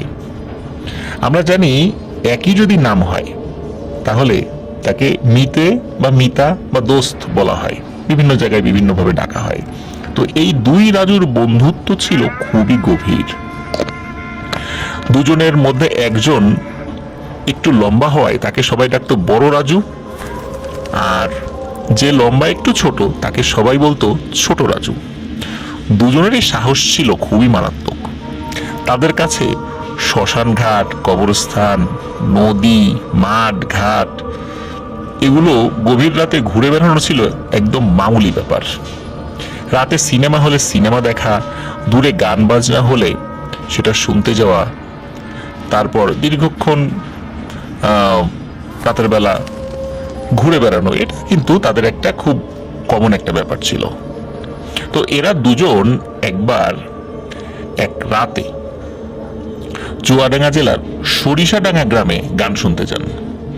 দীর্ঘক্ষণ গান শোনার পর ওনারা দুজনই বাড়ি ফেরার জন্য সিদ্ধান্ত নেন। এখন কথা হলো যে প্রতিটি গাড়ি কিন্তু চুয়াডাঙ্গা পর্যন্ত আসবে, সেখান থেকে আবার 5 কিলোমিটার রাস্তা তাদেরকে যেতে হবে, এবং ওই রাতে কিন্তু কোনো গাড়ি পাওয়া যাবে না। কিছু গাড়ি পেয়েছিল কিন্তু তাদেরকে ওই পর্যন্ত এগিয়ে দিয়ে আসতে বললেও তারা কোনোভাবেই রাজি হননি। এই কারণে তারা চুয়াডাঙ্গা আসার পর দুজনেই চিন্তা করে যে বাকিটা পথ এই 5 কিলোমিটার পথ পায়ে হেঁটেই চলে যাব। 5 কিলোমিটার পথ যেতে সর্বোচ্চ 1.5 ঘন্টার উপরে তো লাগার কথা না, বা সর্বোচ্চ 2 ঘন্টাই লাগবে। তো তারা বাড়ি ফেরার জন্য হাঁটা শুরু করেন। শুরুতে বলা হয়েছে চুয়াডাঙ্গা থেকে রাজুদের বাড়ি যেতে হলে 5 কিলোমিটার রাস্তা হাঁটতে হবে, এবং তাদের বাড়ির যে গ্রাম, এই গ্রামের নাম হচ্ছে গাইদঘাট নামক একটি গ্রাম। আর রাত তখন প্রায় 3টা বেজে গেছে। ওরা দুজনেই আবার সিগারেট খেত। তো ওরা কি করে, 1 প্যাকেট সিগারেট কেনে বাড়িতে রওনা দেওয়ার আগে। ওই পাশে কিছু টং দোকান ছিল চুয়াডাঙ্গার ওইখানে, তো সেখান থেকে কিনে নেয়। রাতের বেলা সেগুলো খোলা থাকে, আর তাদের সাথে ম্যাচ তো ছিলই। তো এইগুলো নিয়ে তারা রেল লাইনের পাশের রাস্তা ধরে হাঁটা শুরু করে। দুজন হেঁটে হেঁটে গল্প করতে করতে বাড়ি যাচ্ছে। ওরা কিছু দূর যাওয়ার পর একটা ছোট্ট ব্রিজ পায়, যে ব্রিজটি দিয়ে সবসময় ওরা আসা যাওয়া করতো। তো ওরা দুজন অনেক আগে থেকেই বলা বলি করছিল ওই ব্রিজের উপর একটু বসে বিশ্রাম নেবে, আর একটা সিগারেট খেয়ে সেখান থেকে আবার রওনা দেবে। তো ওরা যখন ব্রিজের খুব কাছাকাছি এসেছে, তখন ওরা দেখে ব্রিজের উপর একটি সাদা সাপ শুয়ে আছে।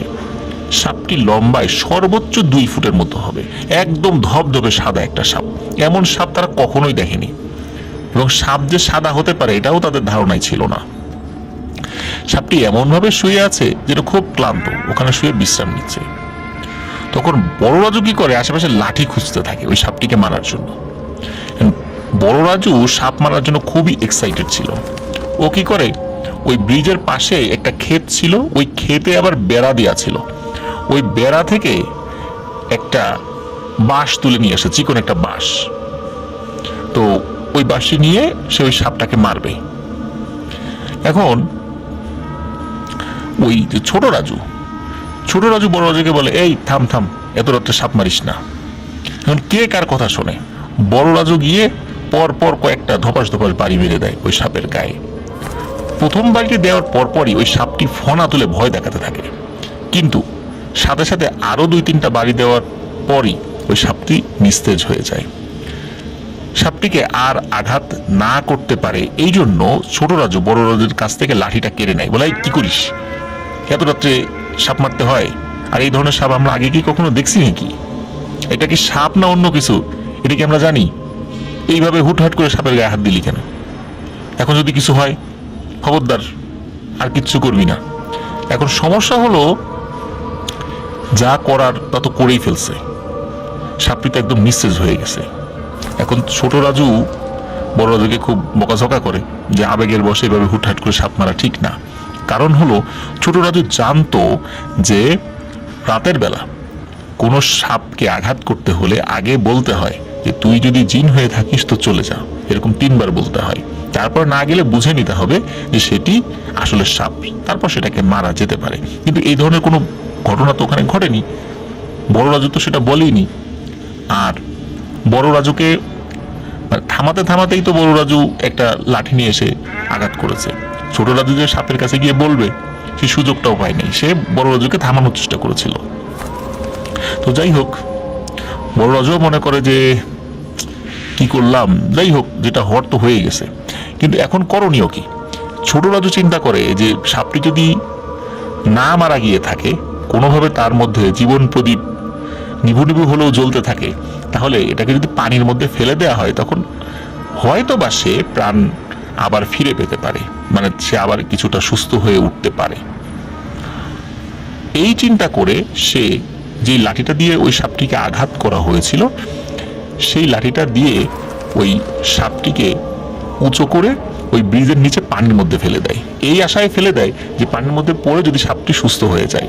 কারণ শুনেছে যে সাপ পানিতে পড়ার পর অনেক ক্ষেত্রেই নাকি সুস্থ হয়ে যায়, সবসময় না, হঠাৎ হঠাৎ। সে ওই আশাতেই ওই সাপটিকে পানিতে ফেলে দেয়।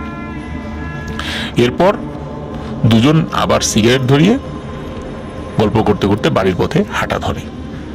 তো তারা হাঁটতে হাঁটতে বটতলা নামক একটা জায়গা আছে, কারণ হচ্ছে ওইখানে বিশাল এক বট গাছ আছে, আর ওই বট গাছের নামেই ওই এলাকার নাম হচ্ছে বটতলা। তো ওই 2 রাজু যখন ওই বট গাছের কাছে আসে, ওরা খেয়াল করে যে ওই বট গাছের নিচে যাওয়ার সময় উপর থেকে গরম পানি বা আঠা জাতীয় কিছু পড়েছে গায়ের উপরে। আর সেই পানি বা আঠা জাতীয় যে জিনিসটা এটা বড় রাজুর গায়ে পড়েছে। আর এই পানি বা আঠা ছিল খুবই গরম। বড় রাজুর গায়ে এটা পড়ার সাথে সাথে সে চিৎকার করে ওঠে, বলে ওঠে, ওরে বাবারে, আমার শরীর জ্বলে পুড়ে গেল। আর ওইদিকে ছোট রাজু কিন্তু তার সাথেই ছিল, তার গায়ে কিন্তু এটা পড়েনি। এদিকে বড় রাজু তো চিৎকার চেঁচামেচি করছে। ছোট রাজু বট গাছের উপরে তাকায়, ডানে বায়ে তাকায়, কাউকে কিন্তু সে দেখতে পায় না, এমনকি কোনো পাখি বা এই টাইপের অদ্ভুত কোনো কিছু দেখতে পায় না। তখন ছোট রাজুর মনে খটকা লাগে যে এখানে কোনো বড় পাখি নাই, কোনো বাদুর জাতীয় কোনো কিছুর অস্তিত্ব দেখছি না, আশেপাশে কোনো মানুষকেও দেখলাম না, কোনো ভয়ানক অবয়বও দেখলাম না, তাহলে এটা কোত্থেকে আসলো? তখন সে বড় রাজুকে বলে, দোস্ত চল, তাড়াতাড়ি চল, দেরি করা যাবে না। এখানে একটা বিষয় বলে রাখা ভালো, তারা যে সিগারেট খেতে খেতে আসছিল, ওই বট গাছের কাছে আসার অল্প কিছু পথ আগেই তাদের সিগারেট আবার শেষ হয়ে গিয়েছিল, পরে আর ধরায়নি। ছোট রাজু কি করে, সে সিগারেট ধরিয়ে বড় রাজুকে বলে, যত কষ্টই হোক বাড়ি যেতে হবে, আর এই সিগারেট নেভানো যাবে না। ওরা সিগারেট খেতে খেতে যখন বাড়ির কাছাকাছি চলে এসেছে, এর মধ্যে তারা কিন্তু কখনোই সিগারেট খাওয়া বন্ধ করেনি। দুই রাজু যখন বড় রাজুদের বাড়ি থেকে একটু দূরে চলে এসেছে, সেখানে একটা পুকুর রয়েছে, গ্রামের মানুষ ওই পুকুরে গোসল করত। তখন বড় রাজু বলে, তুই উপর একটু দাঁড়া, আমি গোসল করে নিই, এমনিতে শরীরে কি পড়েছে, গন্ধ লাগছে, আর মনে হচ্ছে শরীর পুড়ে যাচ্ছে, আমি পুকুরের ঠান্ডা পানিতে একটু গোসল করে নিই। যেই ড্রেস পরা আছি সেটা পরেই নেমে যাই, যেহেতু গায়ে ময়লা লেগেছে, আঠা জাতীয় কিছু লেগেছে। তো ছোট রাজু বলে, ঠিক আছে, বাড়ির কাছাকাছি চলে আসছি তো, সমস্যা নেই, আমি উপরে দাঁড়াইলাম, যা তুই গোসল কর। বড় রাজু কি করে, ওই পুকুরে তো সবসময় তারা গোসল করতোই, পুকুরের ঘাটলা কোথায় পানি কম কোথায় পানি বেশি সবই তো চেনা, এই জন্য তার কোনো সমস্যা হয়। সে পুকুরের ঘাটে এসে পানির মধ্যে একটা লাফ দেয়। পানির মধ্যে যদি কেউ লাফ দেয়, তখন আমরা কিন্তু সবাই জানি যে লাফ দেওয়ার পরে কিছুটা কিন্তু আমরা পানির নিচে চলে যাই, তারপর আবার ভেসে উঠি। বড় রাজুর বেলায়ও সেইটাই ঘটার কথা ছিল। সে যখন পুকুরের পানিতে লাফ দেয়, লাফ দেওয়ার পর সে তো কিছুটা ডুবে গিয়েছে, কিন্তু ডুবে যাওয়ার পর সে আর ওঠে না। এখন উপর থেকে ছোট রাজু যে চিন্তা করছে যে কি ব্যাপার, ওই এখনো ওঠে না কেন, পানির নিচে কি কোনো সমস্যা হলো নাকি, নাকি এমনিতে পানির নিচে সে শরীর ডলছে, এই চিন্তা করছে। কিন্তু প্রায় 1 মিনিটের মতো হয়ে গেছে। তখন তার কাছে অস্বাভাবিক লাগে যে 1 মিনিট তো বড় রাজু দম বন্ধ করে থাকতে পারবে না, নিশ্চয়ই কোনো সমস্যা হয়েছে। এই চিন্তা করে ওই ছোট রাজু সে তার শার্ট খুলে ঘাটে রেখে বড় রাজু যেখানে ঝাঁপ দিয়েছিল সেইখানে ঝাঁপ দেয়। ঝাঁপ দেওয়ার পর ছোট রাজু পানির নিচে কোনো কিছু ফিল করে না, মানে চিন্তা করছে ওইখানে হয়তো বড় রাজু যদি পানির নিচে ডুবে গিয়ে থাকে তার পায়ের সাথে বেঁধে যাবে, এরকম চিন্তা করছে। কিন্তু সে কোনো কিছু ফিল করে না, সেও ডুব দিয়ে খোঁজাখুঁজি করার চেষ্টা করছে। তার যখন দম বন্ধ হয়ে আসছিল, সেও ভেসে ওঠে। ভেসে ওঠার পর দেখে বড় রাজু সে পানির উপর ভেসে উঠেছে। বলে যে, এই রাজু কি হলো, পানির নিচে তুই এতক্ষণ ছিলি কেন? বলে, কথা বলিস না দোস্ত, তাড়াতাড়ি উপরে চল। তখন দুজন মিলে তাড়াতাড়ি পানির উপরে উঠে আসে। উঠে এসে বলে, এই দেখ তো আমার পায়ে যেন কিছু একটা লেগেছিল। তখন ছোট রাজু দেখে বড় রাজুর পায়ে মনে হচ্ছে সাপ এত জোরে পেঁচিয়ে ধরেছিল যে ওখানে সাপের যেই শরীরে কিছু দাগ থাকে সাপের পেটের কাছে, ওই দাগটাও স্পষ্ট হয়ে উঠেছিল। তখন বড় রাজু বলে যে, আমি যখনই পানির নিচে ঝাঁপ দিয়েছি তখন মনে হলো সাপ জাতীয় কিছু আমার এক পা পেঁচিয়ে ধরেছে এবং পেঁচিয়ে ধরে পানির নিচে নিয়ে যাচ্ছে। আমি অনেক চেষ্টা করছি কিন্তু উপরে উঠতে পারছিলাম না। আর যখন আমার দম বন্ধ হয়ে আমি মরে যাবো ভাব, হঠাৎ করে মনে হলো উপর থেকে কিছু একটা পড়লো এবং তারপরেই আমার পা ছেড়ে দেয়। তখন আমি ভেসে উঠি। তখন আমি ভেসে উঠে আবার তোকে দেখতে পাই যে তুই পানির ভেতরে নেমেছিস। তখন তারা দুজনেই বলে বিষয়টা স্বাভাবিক না, তাড়াতাড়ি বাড়িতে যেতে হবে। তো ওরা প্রথমে ওই বড় রাজুর বাড়িতে যায়, কারণ বড় রাজুর বাসাটা ওইখানে কাছাকাছি ছিল। এই জন্য ছোট রাজু বড় রাজুর বাড়িতে যায় এবং যাওয়ার পর দুজন পোশাক পরিবর্তন করে, এর মধ্যে ফজর আজান দিয়ে দেয়। ছোট রাজু বড় রাজুর বাড়িতে ঘুমায় পড়ে। পরদিন সকালবেলা ছোট রাজু তার বাড়িতে চলে যায়। এদিকে বড় রাজুর ঘুম ভাঙে প্রায় দুপুর 1টার সময়। ঘুম ভাঙার পর সে পায়ে হালকা ব্যথা অনুভব করে, আর পায়ে সেই দাগগুলো কালো হয়ে গেছে সে দেখতে পায়। যাই হোক, ঘুম থেকে উঠে ফ্রেশ হয়ে সে খেতে বসে। এ সময় তার আব্বা কিন্তু কাজে গিয়ে সেই জন্য সে বাড়িতে ছিল না, আর তার মা এই বড় রাজুর যে ছোট ভাই, সে স্থানীয় একটি মাদ্রাসায় পড়ে, দুপুরবেলা তাকে আনতে গেছে। এই সময় বাড়িতে কেউ নেই, তো ও নিজে নিজে ভাত তরকারি নিয়ে খেতে বসেছে। যখন ভাত খাওয়া শুরু করেছে, ঠিক সেই সময় বাড়ির উঠোনে একজন সাদা শাড়ি পরা বৃদ্ধা মহিলা এসে হাজির হয়। এই বৃদ্ধাটি ছিল খুবই পরিপাটি, পোশাক ছিল খুবই চকচকে, একদম সাদা একটা পোশাক, মনে হচ্ছে যে ওই সাদা পোশাক থেকে আলো বের হচ্ছে। অনেক সময় সাদা জামার উপর সূর্যের আলো পড়লে যেভাবে চকচক করে, তার থেকেও মনে হচ্ছে বেশি চকচক করছে। তো এত সুন্দর পোশাক পরা কোন একজন বৃদ্ধা পরিপাটি হয়ে আসা মহিলাকে সে ইতপূর্বে দেখেছে বলে মনে করতে পারে না। কিন্তু বড় রাজু মনে করে এই বৃদ্ধা কোনো ফকির হবে, কারণ এভাবে এই সময় আসবে, ফকির ছাড়া তো আসার কথা না। আর ইনি তো গ্রামের কোনো লোক না, আশেপাশের কোনো পরিচিত ভদ্র মহিলা হলে তো বড় রাজু তাকে চিনতেন, কিন্তু তাকে চিনতে পারছেন না। তখন এই বড় রাজু বাইরে বের হয়ে তাকে বলে যে, আপনি কারো কাছে এসেছেন, কিছু বলবেন? তখন ওই বৃদ্ধা মহিলা কোনো কথা বলে না। তখন বড় রাজু মনে করে যে উনি মনে হয় বোবা, ভিক্ষা নেওয়ার জন্য এসেছে। এই কারণে বড় রাজু বলে, আপনি একটু দাঁড়ান, আমি আপনাকে চাল দিচ্ছি। এখন বড় রাজু ভেতর থেকে কিছু চাল নিয়ে এসে খেয়াল করে যে এই বৃদ্ধা মহিলা যে ভিক্ষা নেবে, তার কাছে কিন্তু কোনো ব্যাগ নেই, আর ভিক্ষা নেওয়ার জন্য যে সে এসেছে এটাও কিন্তু মনে হচ্ছিল না। তারপর সে ফিল করে যে সে যদি ভিক্ষুকই হতো, তার কাছে ব্যাগ থাকতো। এদিকে ওই বৃদ্ধা মহিলা সে এক দৃষ্টিতে বড় রাজুর দিকে তাকিয়ে আছে। তখন বড় রাজু ভাবে, আসলে এই বৃদ্ধা মহিলার মনে হয় খুব ক্ষুধা লেগেছে, এই জন্য এসেছে। তখন সে ওই বৃদ্ধা মহিলাকে বলে, দাদি আপনি বসেন, আমি আপনাকে খাবার দিই, আমার বাসায় তো এখন কেউ নাই, আমিও খেতে বসছিলাম, আপনাকে খাবার দিই, আপনি খান। তখন ওই বৃদ্ধা মহিলা কোনো কথা বলে না, আর কথা বলছে না। বড় রাজু মনে করছে উনি বোবা, বুঝতে পারছে না। এই জন্য তার জন্য যদি খাবার নিয়ে আসা হয় তখন সে বুঝতে পারবে, কারণ বোবারা কিন্তু কানে শোনে না। তখন ভেতরে গিয়ে এই বড় রাজু ওই বৃদ্ধ মহিলার জন্য ভাত তরকারি নিয়ে আসে, হাতে একটা গ্লাসে পানি সহ আর এক প্লেটে ভাত তরকারি একসাথে দিয়ে নিয়ে আসে। কিন্তু এসে দেখে ওই বৃদ্ধা ওখানে আর নেই। কোথায় গেল? সে তাড়াতাড়ি করে ওই ভাত তরকারি আবার ঘরের মধ্যে রেখে তার খাওয়া শেষ করে বাহিরে যায়। বাহিরে গিয়ে আশেপাশের প্রতিবেশীদেরকে বলে, আমি এরকম এরকম একটা বৃদ্ধা মহিলাকে দেখলাম, আপনারা কি কেউ দেখেছেন কিনা? এমনকি ওই রাস্তায় যারা কাজ করছিল গ্রামে, তাদেরকে জিজ্ঞেস করলো, বলে না, তো এমন কোনো বৃদ্ধা মহিলা সাদা শাড়ি পরা কাউকে তো আমরা দেখি নাই। দিনের বেলা তো দেখলে তো আমরা আমাদের মনে থাকতো, আর এখানে তো আমরা একা না, এরকম আরো অনেকেই আছে, কারো না কারো চোখে তো পড়তো, কিন্তু কেউ দেখেনি। যাই হোক, বড় রাজু তখন ওই ছোট রাজুর বাড়ির দিকে যেতে থাকে। ছোট রাজুর সাথে দেখা হয়।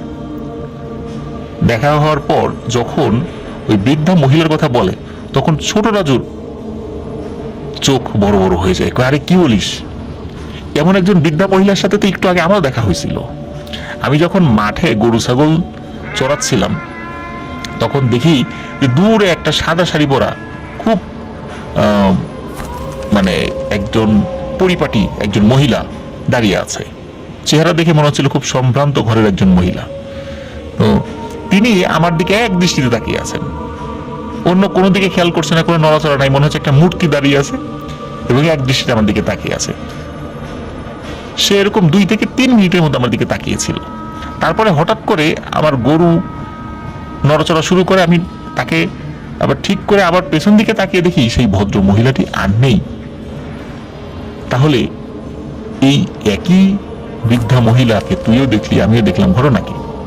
তখন তারা এটার কোনো ব্যাখ্যা খুঁজে পায় না। পরে দুজন মিলে মশকরা করে যে ইনি হয়তোবা আমাদের আশেপাশের গ্রামেরই কেউ হবেন, তার মনে হয় 2 নাতনি আছে, আমাদের সাথে বিয়ে দেবে, এই জন্য মনে হয় আমাদেরকে দেখতে আসছে। এই বলে তারা দুজন হাসি ঠাট্টা করতে করতে আবার যে যার বাড়িতে চলে যায়। ওদের দুজনের আবার ক্রাম বোর্ড খেলার খুব নেশা ছিল, অনেক রাত পর্যন্ত তারা ক্রাম বোর্ড খেলতো। তো ওই রাত্রেও তারা প্রায় রাত 12টা পর্যন্ত আড্ডা দেয়, ক্রাম বোর্ড খেলে। দুজনের বাড়ি কিন্তু একই গ্রামে হলো, বাড়ির ডিস্টেন্স ছিল মাত্র মাঝখানে একটি মাঠ। আর বড় রাজুর প্রায় সময় ছোট রাজুদের পাড়ার দিকে থাকতো, কারণ ছোট রাজুদের বাড়ির এই গ্রামের মাঝখানে, আর বড় রাজুদের বাড়ি ছিল গ্রামের এক পাশে, মানে ছোট রাজুদের বাড়ি ছিল গ্রামের মাঝখানে আর বড় রাজুদের বাড়ি ছিল গ্রামের এক পাশে। এই জন্য বেশিরভাগ সময় বড় রাজু ছোট রাজুদের বাড়ির এই দিক থেকে থাকতো। তো ওই দিন রাত 12টা পর্যন্ত ক্যারাম খেলে বাড়ি যাওয়ার সময় বড় রাজু একটা বাঁশঝাড় পায়, মানে ওই বাঁশঝাড় দিয়েই তাকে যেতে হয়। তারপর একটা কালভার্ট, তারপর আবার একটা বাঁশঝাড় পড়ে। বড় রাজু কি করে, একটা সিগারেট ধরিয়ে বাড়ির উদ্দেশ্যে রওনা হয়। প্রথম বাঁশঝাড় পার হয়ে যে কালভার্টটির কাছে এসেছে, তখন রাজু পেছনে ফুস ফুস শব্দ শুনতে পায়। বড় রাজু কি করে, সে পেছন দিকে তাকায়। তখন সে দেখে অনেক বড় একটা সাপ, আর সাপটা ছিল সম্পূর্ণরূপে সাদা। বিশাল এক ফনা তুলে রাস্তার পেছনে, মানে রাজুর ঠিক পেছনে দাঁড়িয়ে রয়েছে, এবং সাপটির উচ্চতা ছিল অনেক, একটা বাঁশের সমান উচ্চতা, মানে লম্বা একটা বাঁশের সমান। আর তার শরীর পুরো রাস্তা জুড়ে রয়েছে, মানে ওই সাপ মুহূর্তের মধ্যে রাজুকে খেয়ে ফেলতে পারে। রাজু এটা দেখে প্রচন্ড ভয় পায়, সে চিৎকার করতে করতে গায়ের সমস্ত শক্তি দিয়ে দেয় দৌড়, এবং পেছনে সাপের ফোঁস শব্দ কিন্তু সে শুনতে পাচ্ছিল।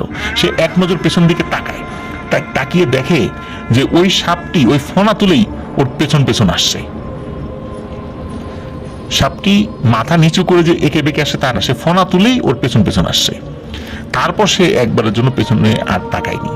সে কাছে যে বাড়িটা ছিল, সেই বাড়ির উঠোনে গিয়ে হুমড়ি খেয়ে পড়ে এবং চিৎকার দেয় যে আমাকে বাঁচান, সাপ আমাকে খেয়ে ফেললো। তখন রাতের বেলা হঠাৎ করে এরকম চিৎকার শুনে বাড়ির লোকজন বের হয়, তাদের ঘুম ভেঙে যায়। বের হয়ে তাকে চিনতে পারে রাজু, এবং উল্টাপাল্টা কথা বলছে যে সাপ আমাকে মেরে ফেলবে, আমাকে আপনাদের ঘরের ভিতরে নিয়ে যান। তখন বাড়ির লোকজন তাদের ঘরের মধ্যে নিয়ে যায়। তারপরে একজনকে পাঠায় ওদের বাড়িতে খবর দেওয়ার জন্য। খবর পেয়ে এই বড় রাজুর মা বাবা সবাই চলে আসে সেখানে। আসার পরে দেখে বড় রাজু উল্টো পাল্টা বলছে যে সাপ খেয়ে ফেলবে এরকম করে বলতেছে। তখন তার মা বাবা বড় রাজুকে তাদের বাড়িতে নিয়ে আসে। নিয়ে আসার পর মোটামুটি তার মাথায় পানি টানি দিয়ে ঘুম পাড়িয়ে দেয়। এখন সমস্যা হলো সকাল থেকে মানে এমন সমস্যা তার সৃষ্টি হয়েছে, সেটা হলো সে যেখানেই যায় সেখানেই সাপ দেখে। সে কলপারে গেলে দেখে কলের উপর সাপ, সে পুকুরে গোসল করতে গেলে দেখে পুকুরের পানির মধ্যে সাপ, সে ঘরের মধ্যে গেলে দেখে সাপ, সে বিছানায় শুয়ে রয়েছে, সে দেখে যে পাশে সাপ, এবং সব সাপই সাদা বর্ণের। তখন গ্রামের লোকজন বুঝতে পারে এটা স্বাভাবিক কিছু না। আর একটা ব্যাপার হলো যে ছোট রাজু যতক্ষণ তার সাথে থাকে তখন সে কোনো সাপ দেখে না, একদম সুস্থ স্বাভাবিক থাকে। কিন্তু ছোট রাজু যখনই তার থেকে দূরে সরে যায়, সে তার বাড়িতে যায়, তখন সে আবার এই সাপ দেখতে থাকে। এখন ছোট রাজুর পক্ষে তো সবসময় 24 আওয়ার্স তার সাথে থাকাটাও বেশ কঠিন ছিল, তারও বাড়িতে কাজ ছিল। এই কারণে গ্রামের লোকজন বলে যে ও যদি সাপ সবসময় দেখতো তাহলে ছোট রাজু উপস্থিত থাকলে দেখে না কেন, নিশ্চয়ই এটা স্বাভাবিক কিছু না। সুতরাং তোমরা ভালো কোনো হুজুর দেখো। এই বড় রাজুর ছোট ভাই যেই মাদ্রাসায় লেখাপড়া করতো, ওই মাদ্রাসায় একজন কামেল হুজুর ছিলেন, তার সাথে অনেক জিনের যোগাযোগ ছিল। ওই মাদ্রাসায় নাকি অনেক জিনের বাচ্চারা লেখাপড়া করতো। তখন ওই ছোট রাজু, বড় রাজু এবং তাদের আত্মীয় স্বজনরা ওই হুজুরের কাছে যান। তো হুজুর বলেন যে আমাকে সব কথা খুলে বলো, যে তোমাদের সাথে এমন কোনো ঘটনা ঘটেছিল যার প্রেক্ষাপটে এই সময়ের মানে এই সমস্যাটা শুরু হয়েছে। তখন বড় রাজু সব খুলে বলে, কয়েকদিন আগে ঘটে যাওয়া তার সাথে যে ঘটনা, মূলত তাদের সাথে ঘটনা, যে ব্রিজের উপর সাপ মারা, বট গাছের উপর থেকে আঠা জাতীয় কিছু গায়ে পড়ে সেখানে পুড়ে যাওয়ার মতো অনুভূতি হওয়া, আবার পুকুরে সাপের মতো পা পেঁচিয়ে ধরা এবং সেটা পা পেঁচিয়ে ধরে পানির নিচে নিয়ে যাওয়া, পরদিন দুপুরে এক অপরিচিত বৃদ্ধার আগমন, সেই রাতে আবার বিশাল আকৃতির সাপ তাদেরকে তাড়া করা, মানে তাকে তাড়া করা, এসব বিষয় খুলে বলে। সবকিছু শুনে বড় হুজুর ছোট রাজুকে জিজ্ঞেস করে, তোমার সাথে কি এরকম কোনো কিছু ঘটেছে? তখন ছোট রাজু বলে, না, আমার সাথে এমন কোনো কিছুই ঘটেনি, আমি একদম সুস্থ স্বাভাবিক আছি। শুধু একজন সুন্দর পোশাক পরিহিতা একজন বৃদ্ধা মহিলাকে আমি দেখেছিলাম, আমি যখন গরু রাখছিলাম, সে আমার দিকে এক দৃষ্টিতে তাকিয়েছিল, আর আমি যখন অন্যদিকে তাকিয়ে আবার বৃদ্ধার দিকে তাকিয়েছি তখন আর তাকে খুঁজে পাইনি। তখন বড় হুজুর বলে, তোমরা সবাই এখানে বসো, আমি আমার একটা ঘরে যাচ্ছি, আমি ফেরত না আসা পর্যন্ত তোমরা কেউ এখান থেকে যেও না, আর আমি পাশের রুমে আছি, যত যাই সমস্যা থাকুক না কেন আমি নিজের ইচ্ছায় আসা না পর্যন্ত কেউ আমাকে ডাকাডাকি করবে না, দরজায় নক করবে না। সবাই বলে, আচ্ছা ঠিক আছে। তো তিনি একটা রুমে চলে যান। প্রায় 1 ঘন্টা পর হুজুর বের হয়ে আসে। হুজুর বের হয়ে এসে উপস্থিত সবাইকে বলে যে বড় রাজু যে সাপটিকে আঘাত করে সেটি ছিল একটি জিনের সন্তান। সে গভীর রাতে খেলতে খেলতে ক্লান্ত হয়ে ওই ব্রিজের উপর ঘুমিয়ে পড়ে, আর ওই যে বাচ্চা জিন তার ভাইয়েরা তাকে খুঁজছিল, সে তো ওই ব্রিজের ওখানে ঘুমিয়ে গেছে। আর এই সাপটিকে সাধারণ সাপ ভেবে বড় রাজু আঘাত করে বসে। এই সাপটি কোনো সাধারণ সাপ ছিল না। আর এত রাত্রে এরকম সাদা বর্ণের কোনো সাপ দেখে তোমার তো বোঝা উচিত ছিল যে এটা কোনো স্বাভাবিক সাপ হতে পারে না, নিশ্চয় অস্বাভাবিক কিছু। আর যদি স্বাভাবিক রঙেরও হতো তারপরও তোমার আঘাত করা ঠিক হতো না যতক্ষণ পর্যন্ত তুমি তাকে 3 বার না বলবা যে তুমি যদি সাপ হয়ে থাকো তাহলে তো ভিন্ন দিন, যদি জিন হয়ে থাকো এখান থেকে চলে যাবে, এভাবে 3 বার বলতে হবে। তুমি কিন্তু সেটা করো নাই, আর ছোট যে মানা করেছিল তুমি সেটা শোনো নাই। সবচাইতে বুদ্ধিমানের যে কাজটি হয়েছে, ছোট রাজু ওই সাপটিকে পানির মধ্যে ফেলে দেয়, যার ফলে ওই সাপটি প্রাণে বেঁচে যায়। পরে তার ভাইয়েরা তাকে উদ্ধার করে তাকে নিয়ে যায়। ওই সাপটি এখনো অসুস্থ, তবে ভাগ্য ভালো সে শঙ্কামুক্ত। আর এই কারণেই ওই জিনের সাপরূপী ওই জিনের বড় 2 ভাই তারা তোমাকে ভয় দেখাচ্ছে আর কি। এই যে তুমি যে সাপ দেখছো, তারপরে ওই ব্রিজের ওখানে যে সাপটা দেখেছো, এগুলো সব কিন্তু ওরা ভয় দেখাচ্ছে। কিন্তু তোমার এই কারণেও ভাগ্য ভালো যে ওরা নেককার জিন, ভালো জিন। তা না হলে এতক্ষণে বড় রাজু সহ ছোট রাজুরও খবর হয়ে যেত। ছোট রাজু যতই উপকার করুক না কেন, যেহেতু দুজন একসাথে ছিল, দুজনকেই ওরা হত্যা করত। কিন্তু ওরা সেটা করেনি, কারণ ওরা নামাজ কালামি জিন। কিন্তু এই যে আঠা জাতীয় যে জিনিসটা পড়া, এটা তোমাকে ভয় দেখিয়েছে। এটা জিনদেরই এক ধরনের তরল জাতীয় পদার্থ। এটা গায়ে পড়লে শরীরে প্রচন্ড জ্বলাপোড়া শুরু হয়। তো যাই হোক, ওরা তোমাদের আর কোনো ক্ষতি করবে না যেহেতু প্রাণে বেঁচে গিয়েছে। আর যে বৃদ্ধা মহিলাকে দেখেছিলা, এই বৃদ্ধা মহিলাই হচ্ছে এই জিনদের মা। সে যখন শুনতে পেল যে একটা ছেলে তার সন্তানকে আঘাত করেছে, তখন সে রেগে গিয়ে কোনো সিদ্ধান্ত নেয়নি। সে প্রথমে এসেছিল যে ছেলেটি মেরেছে কি আসলে ইচ্ছা করে মেরেছে নাকি অনিচ্ছাকৃতভাবে মেরেছে, সে কি ভালো না খারাপ। যদি সে ভালো হয়, তার আচার আচরণ ভালো হয়, তাহলে যেহেতু আমার ছেলে মারা যায়নি, আমি চিন্তা করবো ওর ক্ষতি করবো কি করবো না। সে যখন আসে, সে ওই বড় রাজুর আচার আচরণ দেখে তার ভালো লাগে, তখন সে চিন্তা করে ছেলেটির আচার আচরণ ভালো, সে আমাকে ভিক্ষা দিতে চাইলো, খাবার দিতে চাইলো, আচার আচরণ ভালো। আর সে ছোট রাজুর সাথে দেখা করতে গিয়েছিল, এই ছেলেটা কে যে আমার ছেলেকে বাঁচিয়েছে, এই জন্য সে দেখা করতে গিয়েছিল সেখানে। তো তোমাদের কোনো ভয় নেই, বড় রাজু ভালো হয়ে যাবে ইনশাল্লাহ। তবে এই জন্য যে কাজটি করতে হবে সেটা হলো ওই বড় রাজুকে একা একা রাতের বেলা ওই ব্রিজের কাছে গিয়ে ক্ষমা চেয়ে আসতে হবে যে আমার অন্যায় হয়ে গেছে, আমাকে ক্ষমা করে দেন। এমনটা কাজ আমি জ্ঞাতসারে জীবনে আর কখনো করব না। এই ক্ষমা চাইতে হবে এবং 2টো খাসি এক দামে কিনে ও সাথে করে ওই ব্রিজের কাছে নিয়ে যাবে এবং ক্ষমা চেয়ে ওই খাসি 2টো রেখে ওখান থেকে চলে আসবে, আর পেছন ফিরে তাকাবে না। এটার সমাধান, ওরা এটাই সমাধান দিয়েছে। তাহলে আর কোনো সমস্যা হবে না ইনশাল্লাহ। ওরা আর তোমাকে ডিস্টার্ব করবে না, পুকুরের পানিতে নামলেও সাপ হয়ে তোমার পা পেঁচিয়ে ধরবে না, তুমি নিশ্চিন্তে থাকো।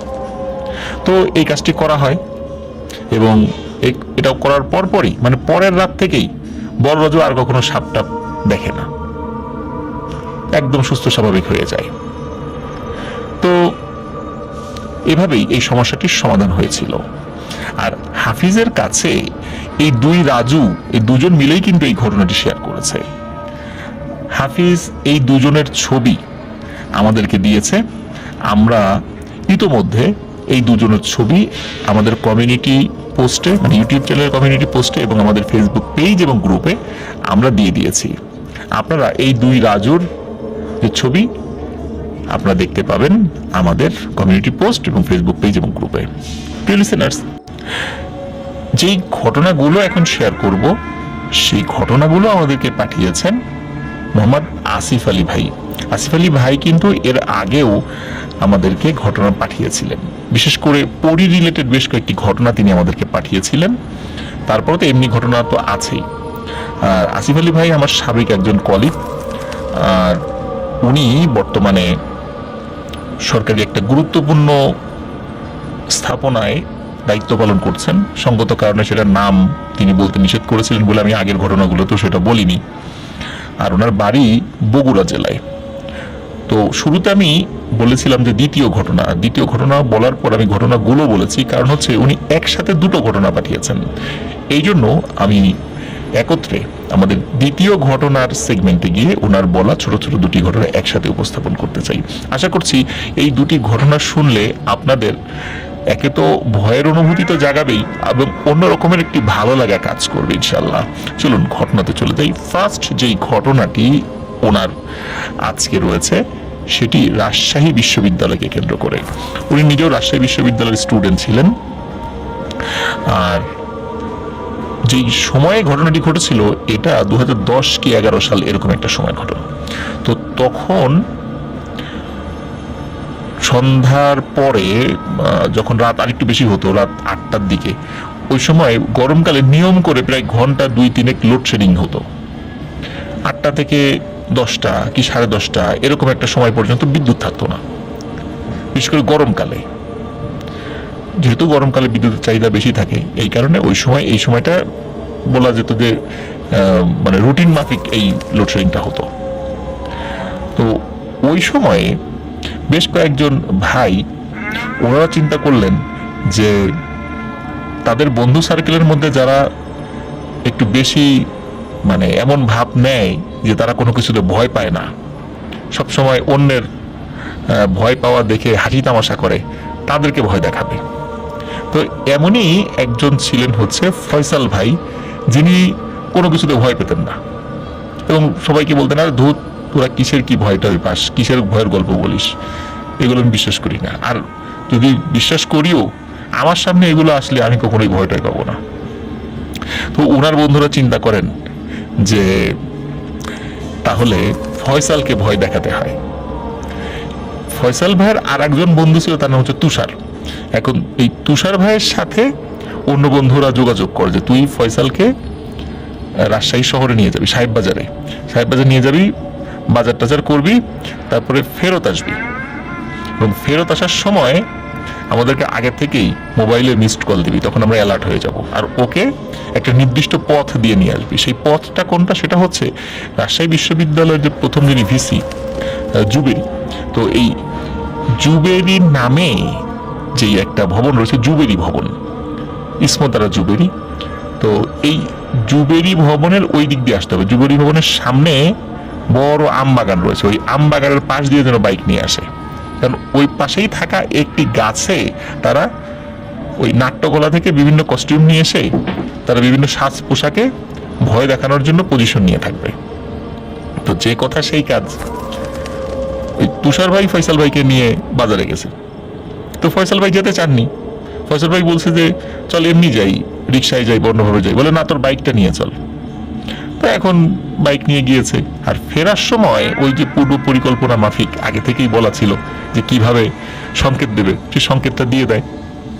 তো জুবেরি ভবন পার হয়ে কিন্তু আরো এগিয়ে এসে মেইন রাস্তায় ওঠার জন্য একটা গেট রয়েছে, এটাকে কাজলা গেট বলে। যারা অত্র এলাকায় আছেন বা রাজশাহী ইউনিভার্সিটির যারা শুনছেন তারা তো অবশ্যই চিনে থাকবেন। আর আমি বলতে পারছি ভালো করে এই কারণে যে আমি রাজশাহী ইউনিভার্সিটিতে একটা নির্দিষ্ট সময়ের জন্য পড়েছিলাম, একটা সেশন শুধু পড়েছিলাম, পরবর্তীতে আমি ঢাকায় চলে আসি নতুন করে আরেকটা ইউনিভার্সিটি অ্যাডমিশন নিয়ে।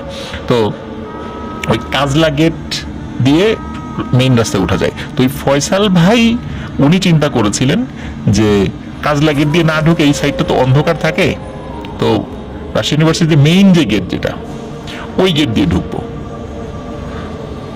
তো উনি ওই দিক দিয়েই যাবেন, হঠাৎ করে পেছন থেকে তুষার ভাই বলে, আরে ফয়সাল ফয়সাল তুই মানে বাম দিয়ে ঢুক, এদিক দিয়ে চলবে না, না এদিক অন্ধকার, এদিকে যাবো না, কারে না কোনো সমস্যা নেই, এদিকে চল। মানে উনি জোর করে তাকে ওই দিক দিয়ে ঢুকাতে বাধ্য করে, কারণ ওই দিক দিয়ে না গেলে তো ওই যে বিভিন্ন জায়গায় যারা পজিশন নিয়ে দাঁড়িয়ে আছে তারা তো বেকার বসে থাকবে।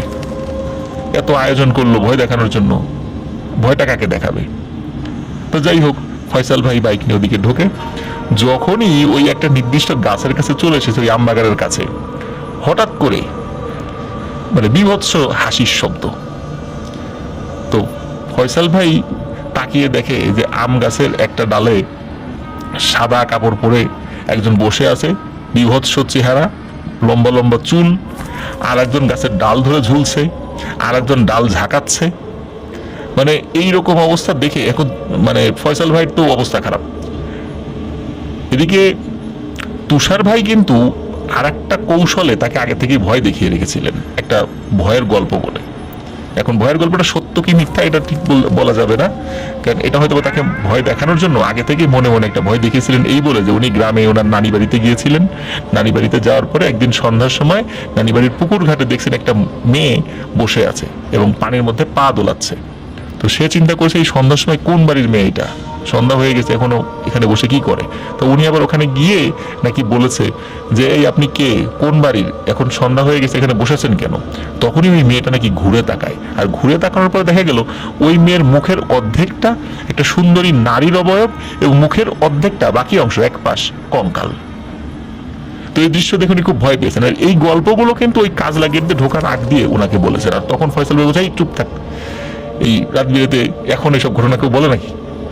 যেহেতু এই ঘটনা বলে ওনার মনের মধ্যে আগের থেকেই ভয় সৃষ্টি করে রাখা হয়েছিল, এই কারণে ওই আগে ওই নাট্যকলা থেকে কস্টিউম নিয়ে আসা, অন্যদের ভূত সেজে বসে থাকা এবং ভয় দেখানোটা ওনার মনের মধ্যে মারাত্মক প্রভাব ফেলে। আর ওদিকে তুষার ভাই ভয়ের আবহ আরো বেশি করে সৃষ্টি করার জন্য পিছন থেকে বলে, ফয়সাল চাচা আপন প্রাণ বাঁচা, আমি ভাগলাম তুই ভাগ তোর মতো। এই জন্য তুষার ভাই কি করছে, উনি মিছিমিছি ভয়ের অভিনয় করে পিছন দিকে দৌড় দিয়েছে। আর ফয়সাল ভাই তো এমন জোরে চিৎকার চেঁচামেচি শুরু করেছে এবং এমন ভয় পেয়েছে যে ওনার ভয় পাওয়া দেখে ওই যারা ভয় দেখাচ্ছিল ওনাদের খারাপ লেগেছে যে ফয়সাল ভাই তো এখনই মারা যাবে ভয়ে। তখন ওরা ওই ভয় দেখানো বন্ধ করে বলছে যে এই ফয়সাল ভয় টয় পাস না, এই আমরা আমরা আমরা ভয় পাস না, এটা বলে ওনাকে আশ্বস্ত করতেছে এবং কাছে আসছে। কিন্তু কাছে এসে দেখে ওই ফয়সাল ভাই অজ্ঞান হয়ে গেছে। পরবর্তীতে উনি দীর্ঘদিন অসুস্থ ছিলেন। তাকে যদিও বলা হয়েছিল যে আমরা এইভাবে এইভাবে আসলে তোকে ভয় দেখিয়েছি, তো ফয়সাল ভাই খুব রাগারাগি করছিল। ওনার পরিবারের লোকজনও তাদেরকে খুব বকাঝকা করেছিলেন যেভাবে তাকে ভয় দেখানোর জন্য। তো যাই হোক, ঘটনা কিন্তু এখানে শেষ না, এটা হচ্ছে ঘটনার শুরুর পার্ট, মানে মূল ঘটনাতে যাওয়ার আগে এটা একটা পার্ট মাত্র। এটা একটা হাস্যরসাত্মক ব্যাপার যদিও, কিন্তু যিনি ভয় পেয়েছেন উনি কিন্তু বোঝেননি যে আসলে ওটা কি সত্যি না মিথ্যা। হঠাৎ করে যখন ভয় লাগে তিনি বুঝতে পারেন যে সেই ভয়ের অনুভূতিটা কেমন। এখন সমস্যা যেটা দেখা দিল, এই যে যারা ভুতুরে কস্টিউম পরে ভয় দেখিয়েছিল তারা চিন্তা করলো যে এরপর থেকে আমাদের মধ্যে যারাই দুষ্টামি করবে, বিশেষ করে সিনিয়র জুনিয়র, এদেরকে আমরা এইভাবে ভয় দেখাবো। এইরকম একটা পরিকল্পনা করে আর একজন সিনিয়র ভাইকে ভয় দেখানোর একটা পরিকল্পনা তারা করেছিল। তো পরিকল্পনা মাফিক তারা ওই যে লোডশেডিং এর ওই সময়টাতে তারা একটি গাছে অবস্থান নেয় এবং তারা কিন্তু আগে থেকেই মানে বিভিন্নভাবে সোর্স লাগিয়ে রেখেছিল যে ওই ভাই কোন দিক যায়, কোন দিক দিয়ে আসে। তো ওনারা রেডি ছিল, এরকম তাকে ছিল যে কোন দিন ওনাকে ওই রাস্তায় পাওয়া যায়, যুগেরই ভবনের ওখানে আমবাগানের কাছে পাওয়া যাবে, কারণ ওইটা তো বেশ অন্ধকার থাকতো, এই জন্য ওখানে ভয় দেখানোর সুবিধা। আর অন্যদিকে আলোর ঝলকানি থাকতো, যার কারণে ওইভাবে ভয় দেখানো পসিবল ছিল না। আর লোকজন আসা যাওয়া করতো সেদিক দিয়ে, ওই সাইডটাতে লোকজন কম আসা যাওয়া করতো। তো ওই ভাইকে ভয় দেখাবে। এদিকে যিনি এই ভয় দেখানোর যে টিম, এই টিমের যিনি টিম লিডার, যে পালের গোদা, সে চিন্তা করেছে যে আজকে সেই লেভেলের একটা ভয় দেখাবো। এদিকে তার কাছে খবর আসে যে যাকে ভয় দেখাবেন উনি কাজলা গেটের কাছে আসে, এই দিক দিয়ে ঢুকবে। এখন উনি তো ওনার কস্টিউম পরে চলে এসেছেন এবং উনি তাড়াহুড়া করে এসেছেন, এসে ওই গাছে উঠেছেন। তো গাছে ওঠার পর উনি দেখেন ওই গাছে ঠিক বাদুরের মতো 5-6 জন বিভিন্ন ডালে ডালে ঝুলে আছে, মাথা নিচে দিয়ে বা উপর দিক দিয়ে। তো উনি চিন্তা করেছেন যে ওনার টিমের যারা আছে এরা আগে এসে বসেছে, কিন্তু ওনারা তার দলের না, এটা উনি বুঝতে পেরেছেন একবার দেখার পরে। তো উনি চিন্তা করেছেন যে এরা হলো আর একটা দল, মনে হয় তারা অন্য কাউকে ভয় দেখানোর জন্য ওখানে উঠে বসে আছে। তো উনি আবার তাদেরকে বলছে, এই তোরা কারা রে, এইভাবে এখানে আসছিস কেন, কি আমাকে ভয় দেখাবি নাকি? আরে আমরাই মানুষকে ভয় দেখাই, আর তোরা আবার কাকে ভয় দেখাবি, এই নাম নাম। তো এগুলো বলছে। এখন ওরা না নির্বিকার, কোনো শব্দ করছে না এখানে। এদিকে উনি চিন্তা করছেন যে আমার টিমের লোকজন মনে করলাম এরা, কিন্তু এরা তো তারা না। আর ওরা কোথায় গেল, ওরা এখন আসে নাই কেন, এই কথা ভাবছেন। আর ওদেরকে বকাঝকা করছেন, এই নাম, তোরা কোন ডিপার্টমেন্টের, কোন হলে থাকিস, এগুলো বলছে। এইভাবে বলার একটা পর্যায়ে হঠাৎ করে ওই যে যারা ঝুলেছিল বানরের মানে বাদুরের মতো, এদের মধ্যে একজন হি হি করে হেসে দেয়, এবং যখন হেসে দিয়েছে ভয়ঙ্কর দাঁত বেরিয়ে গেছে, বড় বড় দাঁত এবং বিভৎস চেহারা। উনি ওইটা দেখেই বুঝেছেন যে এইটা কোনো মেকআপ দেওয়ার কোনো আর্টিস্ট না, এটা অরিজিনাল একটা ভূত প্রেত বা জিন হবে। উনি ওইখানে চিৎকার, এমন জোরে চিৎকার দিয়েছেন এবং ওই চিৎকারে উনি ওই গাছের ওই উপর থেকে একদম ধপাস করে নিচে পড়ে যান। নিচে পড়ে উনি প্রচন্ড আঘাত পেয়েছিলেন, দীর্ঘদিন ওনাকে চিকিৎসা করাতে হয়েছিল। আর উনি যে পড়ে গিয়েছেন তখন হলো ওনার টিমের লোকজন আসতেছিল কেবল, ওরা এসে উপর দিকে তাকিয়ে দেখে কিছুই নেই। তো এরপরে আশেপাশে অনেকের কাছেই জানাজানি হয়ে যায় যে এরা ভয় দেখাতো, এবং ভয় দেখাতে গিয়ে ওই দলের পালের গোদা নিজেই ভয় পেয়ে আজকে এই মুমূর্ষ অবস্থা। তো যাই হোক, এরপরে ওই গ্রুপটি আর কাউকে আসলে ভয় দেখানোর চেষ্টা করেনি, যে ভয় দেখাতে গিয়ে তারা নিজেরাই ভয় পেয়েছিল। এটি ছিল একটি ঘটনা। তো প্রিয় লিসেনার্স, এটি আসিফ আলী ভাইয়ের একটি ঘটনা, তিনি একসাথে দুটি ঘটনা পাঠিয়েছেন। এবার চলে যাই আসিফ আলী ভাইয়ের দ্বিতীয় ঘটনাতে। এই ঘটনাটি মাদারীপুরের ঘটনা। মাদারীপুরের একটি নদী বন্দর রয়েছে, নদী বন্দরকে কেন্দ্র করে এই ঘটনাটি, কেন্দ্র করে না, মূলত নদী বন্দরের একজন ইমাম সাহেবকে কেন্দ্র করে ঘটনাটি। তো ওখানে বড় বড় নৌকা থাকতো আগে, ওই বড় বড় নৌকায় অনেক লোক থাকতো। তো তারা রেগুলার সালাত আদায় করতো। নামাজ পড়ানোর জন্য এমন একজন ব্যক্তিকে তারা নিতেন সাথে, যিনি মাছও ধরতে পারেন এবং ইমামতিও করতে পারেন। তাদের কাজের হেল্প হবে, আবার ইমামতিও করবেন। মূলত ইমামতি করাটাই, 5 ওয়াক্ত নামাজে ওই নৌকায় ইমামতি করাটাই মূলত তার কাজ ছিল। তো এরকম একজন লোককে তারা নৌকায় নিয়েছিলেন। বেশ 8-10 দিন ধরে বিভিন্ন জায়গায় মাছ ধরেছেন, বিক্রি করেছেন। তারপরে আবার মাদারীপুরের ওই ঘাটে চলে এসেছেন। কোন ঘাট এটা আমাকে নির্দিষ্ট করে আসিফ আলী ভাই বলতে পারেননি। তো যাই হোক, তো ঘাটে আসার পর ইমাম সাহেব ওই 7-8 দিনে তার যে পারিশ্রমিক, সেই পারিশ্রমিকটা বুঝে পান। তো উনি চিন্তা করেন যে 7-8 দিন ধরে মাছ ধরলাম, বাড়িতে খালি হাতে গেলে কেমন হয়, দুটো ইলিশ মাছ কিনে নিয়ে যাই। তো উনি বেশ বড় সাইজেরই দুটো ইলিশ মাছ কেনেন, কিনে রওনা দেন। এখন উনি যখন রওনা দিয়েছেন তখন এশার নামাজের পরে রওনা দিয়েছেন। ওনার বাড়ি ওই ঘাট থেকে 1.5 থেকে 2 কিলোমিটার পথ, খুব বেশি দূরে না কিন্তু। তখন আশেপাশের লোকজন বলছিল যে ইমাম সাহেব এখন মাছ নিয়ে যাচ্ছেন রাতের বেলা একা একা, তো এক কাজ করেন, কোন একটা বাসায় যান, সবাই তো আপনার পরিচিত, মাছগুলো সুন্দর করে কুটে ধুয়ে নিয়ে যান, তা না হলে সমস্যা হতে পারে রাস্তায়। তো ইমাম সাহেব এটাতে রাজি হচ্ছিলেন না, কারণ হচ্ছে কাউকে দিয়ে যদি মাছ কোটানো যায়, ধোয়া যায়, স্বাভাবিকভাবে মাছের একটা ভাগ দিতে হবে। তো উনি গরিব মানুষ, চিন্তা করছেন কি দরকার এতটুকু পথ, আবার কোটানোরই দরকার কি আর ধোয়ানোরই দরকার কি, নিশ্চয়ই মানে তারা মাছ খাবে এই জন্য একটা এই পথ বাতলাচ্ছে। তো উনি মনে মনে এই চিন্তা করেছেন, বলে যে না না আমার কোনো প্রয়োজন নেই, আমি বাসায় চলে যাব। তো উনি বাড়ির দিকে হাঁটাতেন।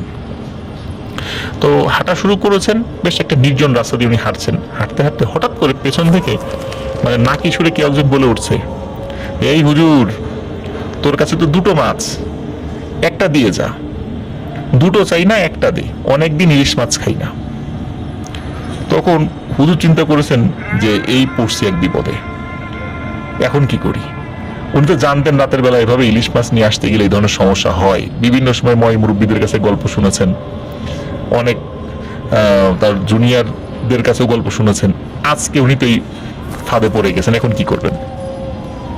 এখন তিনি বলছেন যে না, আমি আমার পরিবারের জন্য মাছ কিনছি, তোদেরকে দেবো না।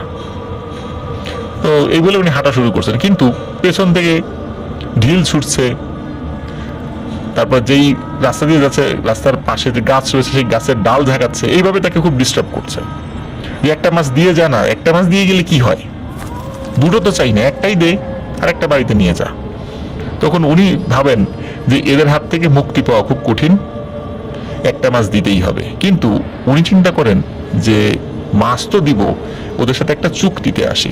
তখন তিনি হাঁটছেন এবং বলছেন, উনি পেছন দিকে তাকাচ্ছেন না, উনি বলছেন যে মাছ দিতে পারি একটা শর্তে, আমাকে আমার বাড়ি পর্যন্ত আগায় দিবি তোরা, তাহলে আমি মাছ দিব। না হলে এখন তোদেরকে দিলাম, কিছুক্ষণ পরে তোদের ভাই বেরাদার আবার সামনে এসে আবার নাকি সুরে যদি মাছ চায়, তখন আমি কি করব? তখন তারা বলবে একটু আগে দিয়ে আসলি, এবার এটাও আমাদেরকে দিয়ে যা, তখন আমি বাড়িতে কি নিব। সুতরাং আমার বাড়ি পর্যন্ত আগায় দে, একটা মাছ দিব আর একটা আমি বাসায় নিয়ে যাব। তো ওরা রাজি হয়, ঠিক আছে চল হুজুর, তোকে আগায় দিয়ে আসি। এভাবে হুজুর আগাইতে, কিন্তু হুজুর কিন্তু উনি ফিল করছেন ওনার পেছনে পেছনে একজন না কয়েকজন আসছে। এক ধরনের শব্দ পাচ্ছেন, এটা ঠিক হাঁটার শব্দ না, কিন্তু এক ধরনের একটা শব্দ আছে। মাঝে মাঝে তারা নিজেদের মধ্যে কথাও বলছে। এইভাবে হুজুর মোটামুটি বাড়ির কাছাকাছি এসেছেন। কাছাকাছি আসার পর তার বাসা থেকে মানে কোয়ার্টার কিলোমিটার দূরে, মানে 1 কিলোমিটার 4 ভাগের 1 ভাগ দূরত্বে একটা বট গাছ রয়েছে। ওই বট গাছ নিয়েও অনেক ঘটনা প্রচলিত আছে, ভৌতিক ঘটনা, এটা হুজুর জানতেন। তো যখন ওই বট গাছের কাছাকাছি চলেছেন, হঠাৎ করে পেছন থেকে ওই যারা তার আগ পর্যন্ত মানে এগিয়ে দিয়ে এসেছিল, তারা বলে ওঠে যে এই আমরা আর যাব না, মাছ দে মাছ দে। এখন হুজুর চিন্তা করছেন যে সে তার বাড়ির কাছাকাছি চলে এসেছে, বাড়ি ওখানে এসে আবার 2টা পথ রয়েছে। এক হচ্ছে ওই একটা সোজা পথ, যেটা ওই বট গাছের ওই দিক দিয়ে যেতে হবে, আর একটা ঘোড়া পথ রয়েছে।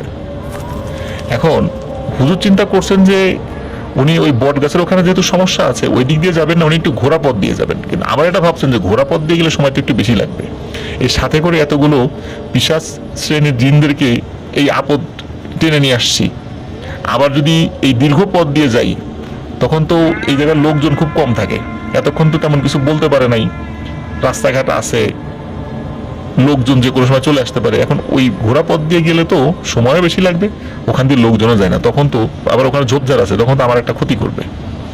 তো উনি চিন্তা করছেন বট গাছের ওইখান দিয়ে যাবেন। এই জন্য বট গাছের ওই মানে কাছাকাছি যখন এসেছেন, হঠাৎ করে ওই পিছন থেকে বলে এই আমরা আর যাবো না, আমাকে মাছ দে।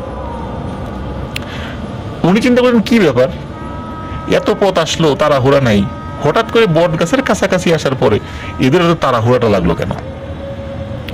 তখন উনি বলতেছেন যে এই যে বট গাছ আছে, এই বট গাছেও কিছু জিন আছে। এখন এত দিন ধরে এই এলাকায় বড় হয়েছি, এরা হলো আমাদের ভাই বেরাদার, আমাদেরকে দেখে শুনে বড় করছে। এখন তোদেরকে যদি একটা মাছ দেই, আবার একটু পথ আগায় গেলে ওরা যদি মাছ চায়, তখন কি হবে, তখন আমি বাড়িতে কি নিব। সুতরাং এই সলিউশন তোদেরকেই করতে হবে, কে মাছ নেবে, আমি একটা মাছ দিতে পারবো। এই কথা বলতে বলতে হঠাৎ করে ওই ইমাম সাহেব উনি দেখেন ওই বট গাছ থেকে ধূপ ধাপ করে 5-7টা অবয়ব মাটির উপর নামলো। মাটিতে নামার সাথে সাথে ধর্ম করে শব্দও হইলো, এবং এইগুলো কি করছে, দৌড়ে হুজুরের দিকে আসতেছে। হুজুর চিন্তা করছে এইবার শেষ, মাছও শেষ, আমার জীবনও শেষ। কিন্তু না, ওই জিনিসগুলো হুজুরদেরকে পাশ কাটিয়ে হুজুরের পেছনে চলে যায়। পেছনে যাওয়ার পর মানে এমন শব্দ হয় যে কয়েকটা কুকুর বা 10-12টা কুকুর যদি একসাথে মারামারি শুরু করে যেরকম শব্দ হয়, নিজেরা চিৎকার করে, ওই রকমের শব্দ শুরু হয়েছে। তখন হুজুর পেছন দিকে তাকান, তাকিয়ে দেখেন রাস্তার দুপাশে ওই ধানি জমি রয়েছে, বড় বড় ধান গাছ রয়েছে, কোনো বাতাস টাতাস কিচ্ছু নাই, কিন্তু মনে হচ্ছে যে ওইখানে এমন ধস্তাধস্তি হচ্ছে, কোনো একটা জায়গায় ওই ধান গাছগুলো দেবে যাচ্ছে, আবার খাড়া হয়ে যাচ্ছে, মানে ওইদিকে দৌড়াদৌড়ি করলে যেরকম হয় আর কি, ধানের গাছের ভিতর দিয়ে যদি দৌড়াদৌড়ি করে যেরকম হয় ওরকম মনে হচ্ছে।